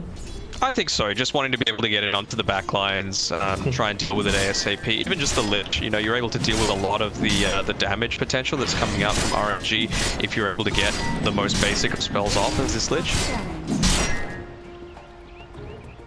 Oli down here, Flywind kind of hunting. Almost has a Blink Dagger on the Mars as well. So you can kind of see this plan forming for RNG to be able to dive into the back lines, maybe find the Lich, maybe find the Arc Warden. They do have to be careful though. The Chronosphere is always going to be a threat, and the potential for the snowball save also a bit worrisome if that's your plan, right? To just go in and stun up the Arc Warden. Could be that he just gets saved through the whole stun duration and then pops out and it's raining down hell on you. So we'll have to see, but so far they are still very ahead, commanding lead, 6k net worth, about 5k experience, and the win probability is sticking them at 81% currently. Yep, smoke coming through from RNG. They're realizing they're in a little bit of a rough spot. You've got Fly just taking back a little bit of this jungle control, but it doesn't seem like RNG want a bar of it. They're just happy to stay on the top side. That's where the objectives are that they need to take, and it's, I think they want to transition the next team fight winning into a push if they can. RNG RNG, what are they looking for here? Running into Monet, not really the best target. JT with the ice shards blocking him off a little bit, but Monet's still pretty tanky. Armatados are going to keep him up somewhat. He drops now inside of the river. The Arc Warden's being caught out. Flywind locking in onto Emo. They're going to lose the Phoenix. No Supernova. And Faceless Void couldn't get off the Chronosphere. Super's locking him down with the Fiend Script. Sethu's going to find one more. The Tempest double falls, and JT is the only survivor from that fight. Oh boy. Not the initiation that they wanted. Not at all. I mean, now they can push forward into the mid lane if they want to. JT, he's the one that needs to be on the front lines for your team. You've got a lot of, well, the remaining two cores that you have are very squishy. Phoenix doesn't have the levels yet, which makes your Supernova just very easy to destroy. No, a little bit of an odd decision, and he doesn't have any of those key items. Maybe that's what was making him a little bit scared. He wants that medallion before he's able to try and make any sort of plays happen. Ooh, Setsu, is he gonna see this career? Is he gonna realize that someone's still in here? Okay, JT's TPing out. Outpost getting capped. Yeah, they're just falling further and further behind. JT knows that he needs to just try and go for kills. Heading in onto September now. Stun's gonna come out. He doesn't quite get the Walrus Punch off. And September looks like he's actually going to be okay. Still being chased down. Needs to find a spot to TP. Walrus Punch is going to be there interrupted. And we'll get walked down in the end. So that's some kind of a pick off, and actually a decent one with the dominating streak ended. But it's still not fixing the hole that they find themselves in. Our Gordon still doesn't even have his Maelstrom, and now he's caught out. The Blink Bros have found him, and Monet gonna cave his head in with crits. Are you still lagging? Mine's yeah, a bit. It's just a little bit. Like everything just kind of comes in waves. Radiant's bottom tower. This tier 2 being threatened down the bot side by Flywind, able to use the glyph out of it, so if they're able to slow down and then just go for the mid tier 2 as opposed to, you know, rotating up towards the top. Yeah, no real reason to. Oh, they are trying to set up for this top fight, perhaps. Getting in prison should be an easy follow-up stun. Fly gonna get caught. Now they're TPing the bait as well. They've got a Fiend Script if they need it. There's the stun. Fly unable to get out the Laguna Blade. JT was trying for the save with the snowball, but he's too late, and now he's just gonna be the next target. He does get the snowball onto the creep. Super running forward. Snowball's gonna run out. Kaka's moving into position to try and find fight here, though they do have the super. They're dragging in Setsu. Dives through Setsu in no man's land. We'll be able to drop the Sanity's Eclipse and find the one kill, but he's dead. And a 2-for-2 trade, not that bad for IG if they can just now cut their losses. JT TPing out inside of the tree line. Kaka still got the dive, so he's going to be okay. Not the best, losing the Void one more time, but still a good trade for IG. Yeah, at least able to get that OD, giving a good amount of gold through onto the Phoenix. Very, very important position for us these days. Does he have Spirit Vessel? He's obviously got the Urn, and he's got the Shiva's Guard queued up next. He's just wanting to deal with a lot of this attack speed for a lot of these RNG cores. Yeah, I guess I like the Shiva's if he can get it, but it's a big item to be building. Yeah.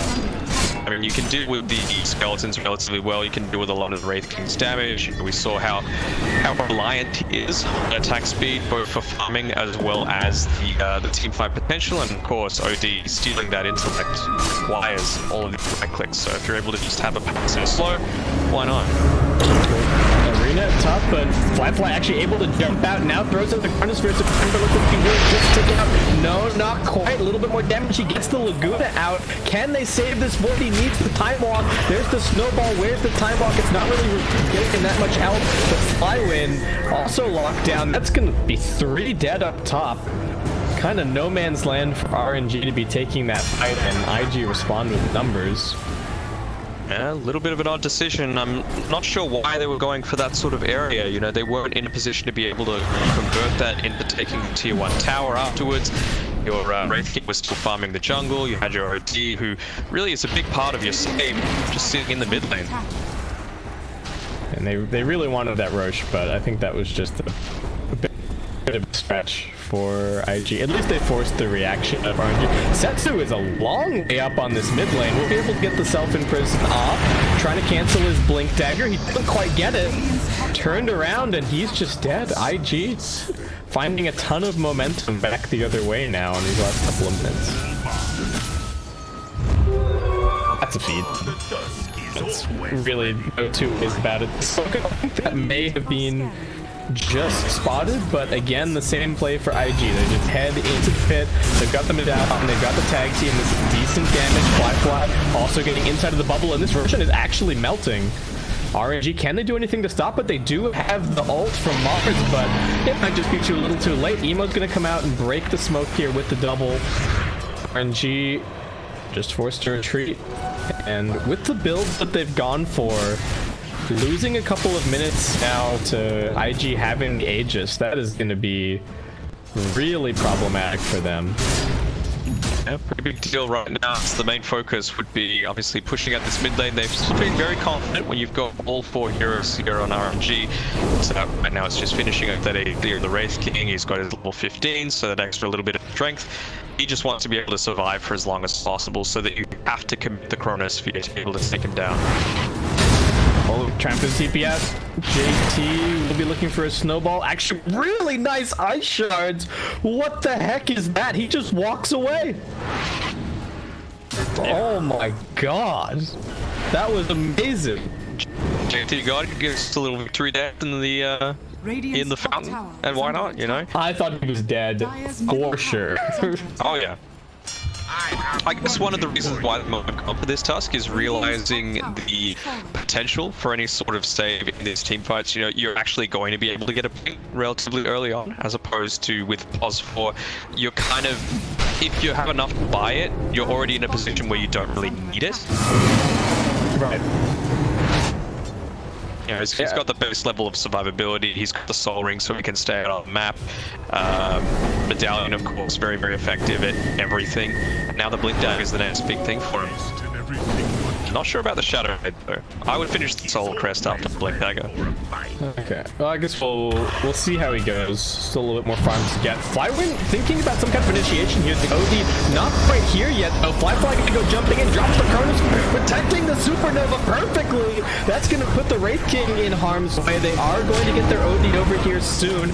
Life number 2 for the Wraith King, but it's getting burned down. Fly in the middle of everything. There is a defensive Astral Flywind trying to moonwalk his way out of here as they will get the blink away on Monet, but Emo is just laying in the damage. The snowball coming through. He's armor puzzling, trying to survive. The Sandy's Eclipse will get dropped, but Fly just jumps through it, surviving just fine. Super does get this Fiend Strip out for a second, but it's really not enough. Setsu, can they get a bash? They don't even need it. They do have a net locking him down there, and that should be yet another kill for IG out of this mid lane fight. Yeah, that win probability slowly creeping its way up. It was sitting at what, 93, 94% at one stage, and yeah, it's closer to about 40% right now. Is this just because they haven't been able to get the Arc Warden? Like, the Arc has just been sitting there dumping out damage in every single fight. It feels like. To me, it just feels like you're taking these team fights way too prematurely. You know, you have this Aegis on the in the Faceless Void, so he's not going to be going down anytime soon. And you were a little bit short of your AC. Mars only just has his BKB finished up, now traveling out onto it.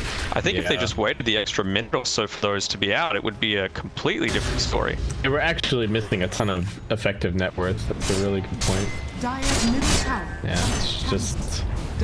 So they will get that next round of items, but IG kind of closing the gap a little bit, getting some items of their own. Arc Warden going to be going for a BKB, Void also going BKB, Phoenix almost has the Shivas, though does need to wait for the recipe to respawn up on the Courier. What is Tusk going for? So he's got the Blink, he's not going for the Solar Crest that you would have hoped for. But he is going for Aghanim Scepter. Alright, I'll take that. The Falcon Kick is fine. Okay. Is it, and especially if he kicks somebody into the Chronosphere. There is definitely bonus points available for kicking someone into Chrono. Yes, too true. Especially if it is the OD, right? Like one of those saving heroes. Yeah, there are definitely bonus style points available for the kick. So we'll keep our eyes on it. He does still have a little ways to go to farm it up. Kaka is trying to push bottom. Doesn't have a ton of vision to do it with, but he's trying to put at least a little bit of pressure or deal with the skeletons at the very least. So we'll put an end to their shenanigans down here. RNG controlling up the bottom side bounties, IG grabbing the top side, and both teams seemingly content to farm just for a little bit, grabbing the next round of items. Flyfly's Aegis just about to be reclaimed as he gets into this BKB. Some handy neutral items being picked up as well as the Aegis goes away. Probably going to give the Titan Sliver onto the OD, you would assume? Yeah, I guess so. They got some things, repair kit, nice little craggy coat, and over on the IG side, they're only just picking them up now. Got us Titan Sliver, Paladin Sword. Would be nice to get a support tier 3 as well, to keep our eyes peeled. Craggy's good enough, I'd say, for support. They don't have one for IG. Off IG. Yeah, they've only got carry items so far, but they've still got 2 neutrals to get. And they've got their BKB on the Void, so Flyfly feeling a little bit more confident, and he's got the Blink Dagger for the Tusk to potentially save him in a tricky situation. So the initiation's not so easy for RNG anymore. Flywind still coming forward, wants to cap this outpost, but needs to be careful about this decision. Emo's running forward, he's actually getting completely blocked in here. Should still be confident, OD can save him, they will put him under. He's still got a BKB as well, Shiva getting delivered to Kaka, and the Tempest Double about to run out, so that should be the end of IG's aggression, as they've also got trouble at home. Emo having to head back to deal with the pressure here on the tower. They're still chasing. Actually, they've caught out something. Kaka trying for the dive, but it immediately gets canceled by the second Astral, so Flywind will be able to lock him down further. The snowball save, can they now potentially go for the supernova? They will. Flyfly needs to find the chronosphere though. Monet and Flywind just doing the damage, and they pop the supernova. Great grip from Super, immediate Fiend's grip onto the faceless point. He can't get the chronosphere out. He's now dead. Double kill for September. Setsu's chasing forward, looking for more. So difficult to escape from this OD when he's got a blink, when he's got a force staff, and he's got that imprisonment. Oh, it's IG's turn to really botch a fight, and RNG gonna try and pressure even further on this bottom lane. Yeah, they've been coming in clutch there, getting the immediate Fiend's grip off, and just some really great plays all around. You can see the Supernova was in a decent enough spot. It acted as a good taunt, but just the coordination from RNG to be able to get stuff done. Mid lane pushed in as well. Found out the Tempest Double, so a lot of the pressure is going to be reduced on the map. Extra 300 gold as well. Yeah, can't complain at all. And RNG just pressuring both tier 2s. I don't know if they're going to get both of them, but looks like Monet will be able to finish off top at the very least. So we got, we've almost got BKB on Arc. Got the Shivas. Yeah. Oh. Anna. What's up? Your mic just like, it sounded like it got unplugged for a second. It was just like popping, and that was it. I think you're back. Okay. Might be. Yeah, we got the Shiva's Guard finished up on the Phoenix. So always going to have that ongoing teamfight presence. Assuming he doesn't die. Assuming he doesn't die. He's been having a little bit of a hard time. JT's sitting on a lot of his net worth though. 3,200. Obviously, he's going towards that Aghanim Scepter, but want to start buying up at least some components of it. Yeah. I think it'd be safe to buy the Ogre Axe now, because people might think, okay, you're a position 3, you might be going the BKB. Yeah.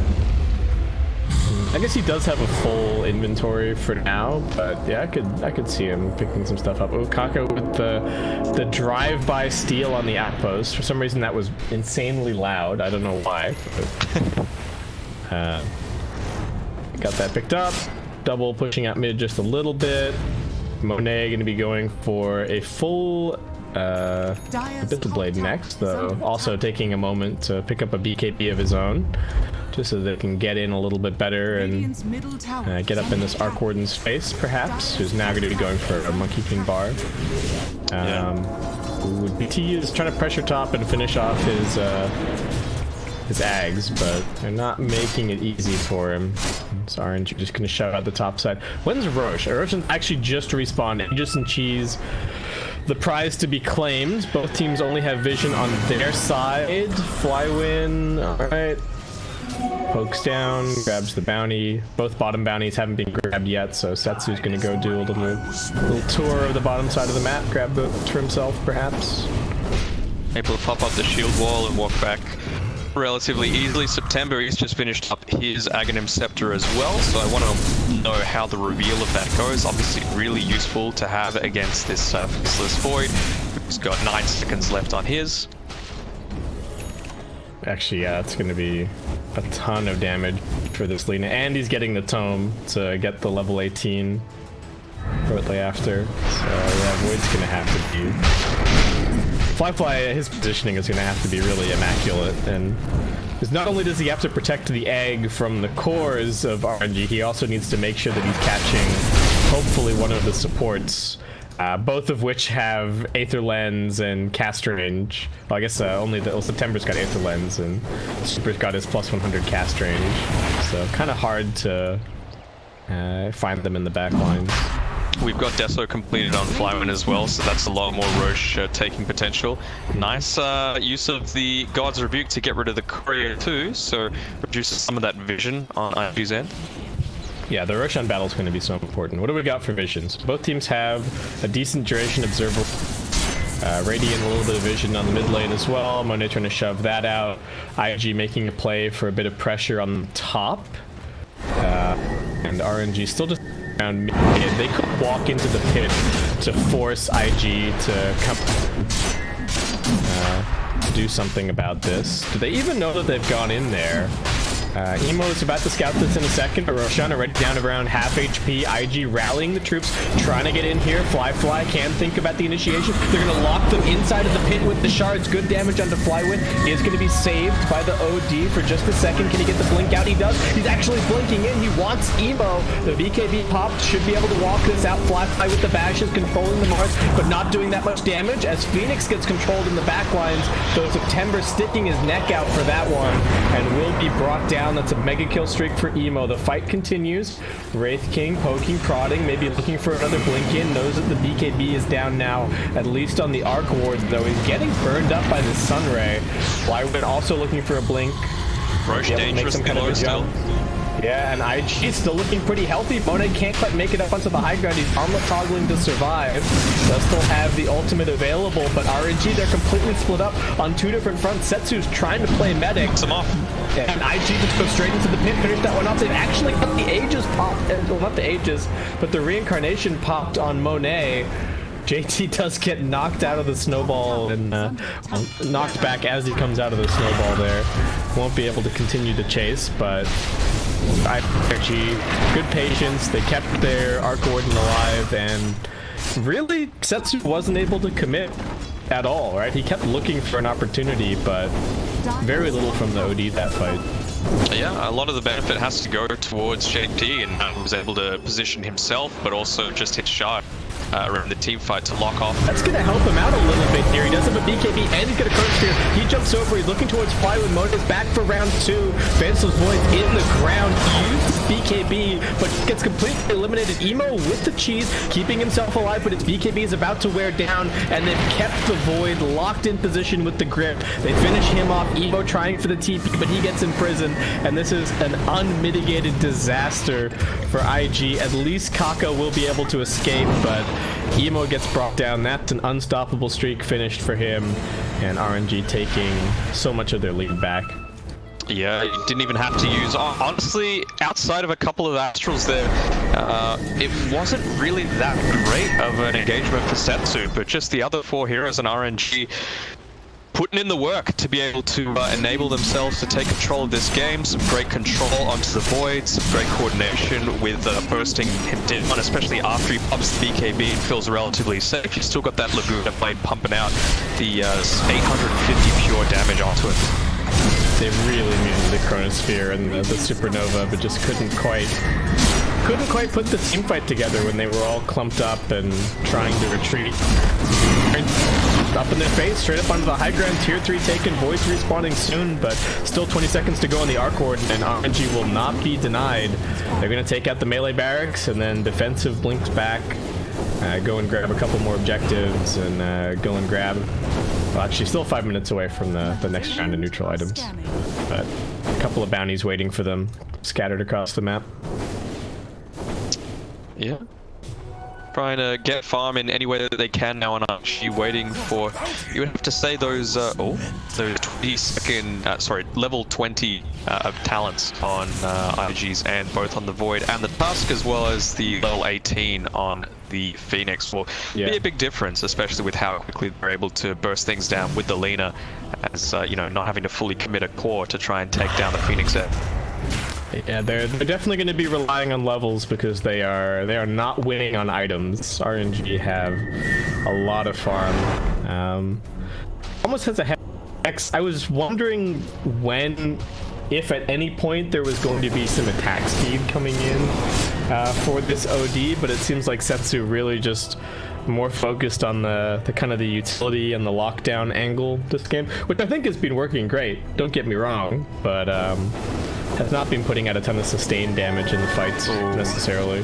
This is bad for IG. You've got a smoke coming through with a lot of these dangerous heroes. They're going to be able to come in from above. No vision right now on IG's side, but great presence of mind to back off. Did they see anything? I want to put down the ward. They do spot JT just for a second. Yeah, I don't know if the OD needs the attack speed himself all too much. And you've got this Wraith King who's built up the AC, so that's already a little bit there. No, it means that he's able to go into a bit more of that utility style. You know, he built up the Aghanim Scepter first. Obviously, you always need some sort of maneuverability with the Force Stuff and the Blink on the OD. And next, he's so close to being able to finish off his Hex. Wraith King very close to Abyssal Blade. These are actually some back-breaking items if you're IG. Like, RNG have had so much lockdown already, and now they've just added 2 new sources to the arsenal. At least they've got the MKB over on the Arc Ward, and so if Emo can stand and deliver, he is going to do some really good damage, especially with this attack range talent as well, but definitely backs up against the wall, and win probability after a hopeful rise back towards the 50% mark has now swung all the way back to kind of where we were, 95% in favor of RNG. Yeah, and I don't know, it just puts so much pressure onto this faceless Void. Like, do you use your BKB? Because now you've got the Hex on the OD to be able to deal with you if you don't pop it early enough. You've got all these stuns, you've got the BKB piercing Fiend's Grip, as well as the Lina ultimate. So, I don't know, it's just you're stuck between a rock and a hard place, and you need to play things perfectly for your team to have a chance. It's so hard that the Lina has all this farm. They don't actually have the Wraith King over here, but RNG is still looking for a fight to get the Hex up onto the Phoenix. Can they save him? Here comes the Chronosphere. They're looking for the kill on the Setsu. He got his BKB off though. Here comes the Phoenix up. This could be a good supernova. Lifeline still auto-attacking. Tusk in danger though. JT about to be brought down. He'll get caught by the Laguna Blade, but still a 2-for-1 in favor of IG is not that bad. They're going to have to be happy with that. Monet was trying to make his way over to the fight, but just a little bit too late, and IG have to be happy with that win. Yes, but with RNG, again, it needs to be put on the fact that that team fight didn't go their way. If they're feeling strong, if they've got their key item timings, especially just finishing up that Hex, which means that OD doesn't have a buyback, you've got to commit the Wraith King with it. You can't just keep farming. Yeah, they have to go all together. That's definitely... I know that they're feeling strong, but there's no way they should be taking 4v5. Yeah, you are strong, and then there's hubris, and it felt like that was hubris. Right. Okay, so Monet's on the prowl, but I mean, even this, it looks like they're looking for a fight. They're not just trying trying to keep them away from the Roshan pit. I suppose that Supernova and Chrono are both on cooldown, so not a terrible time for them to be making a play. They do get the jump onto the Void. Couldn't get the BKB off in time. Can they save Fly? No. It's way too much damage. And September launching in there with the Laguna Blade. Void in the ground for 80 seconds, and we are back on track from RNG's perspective.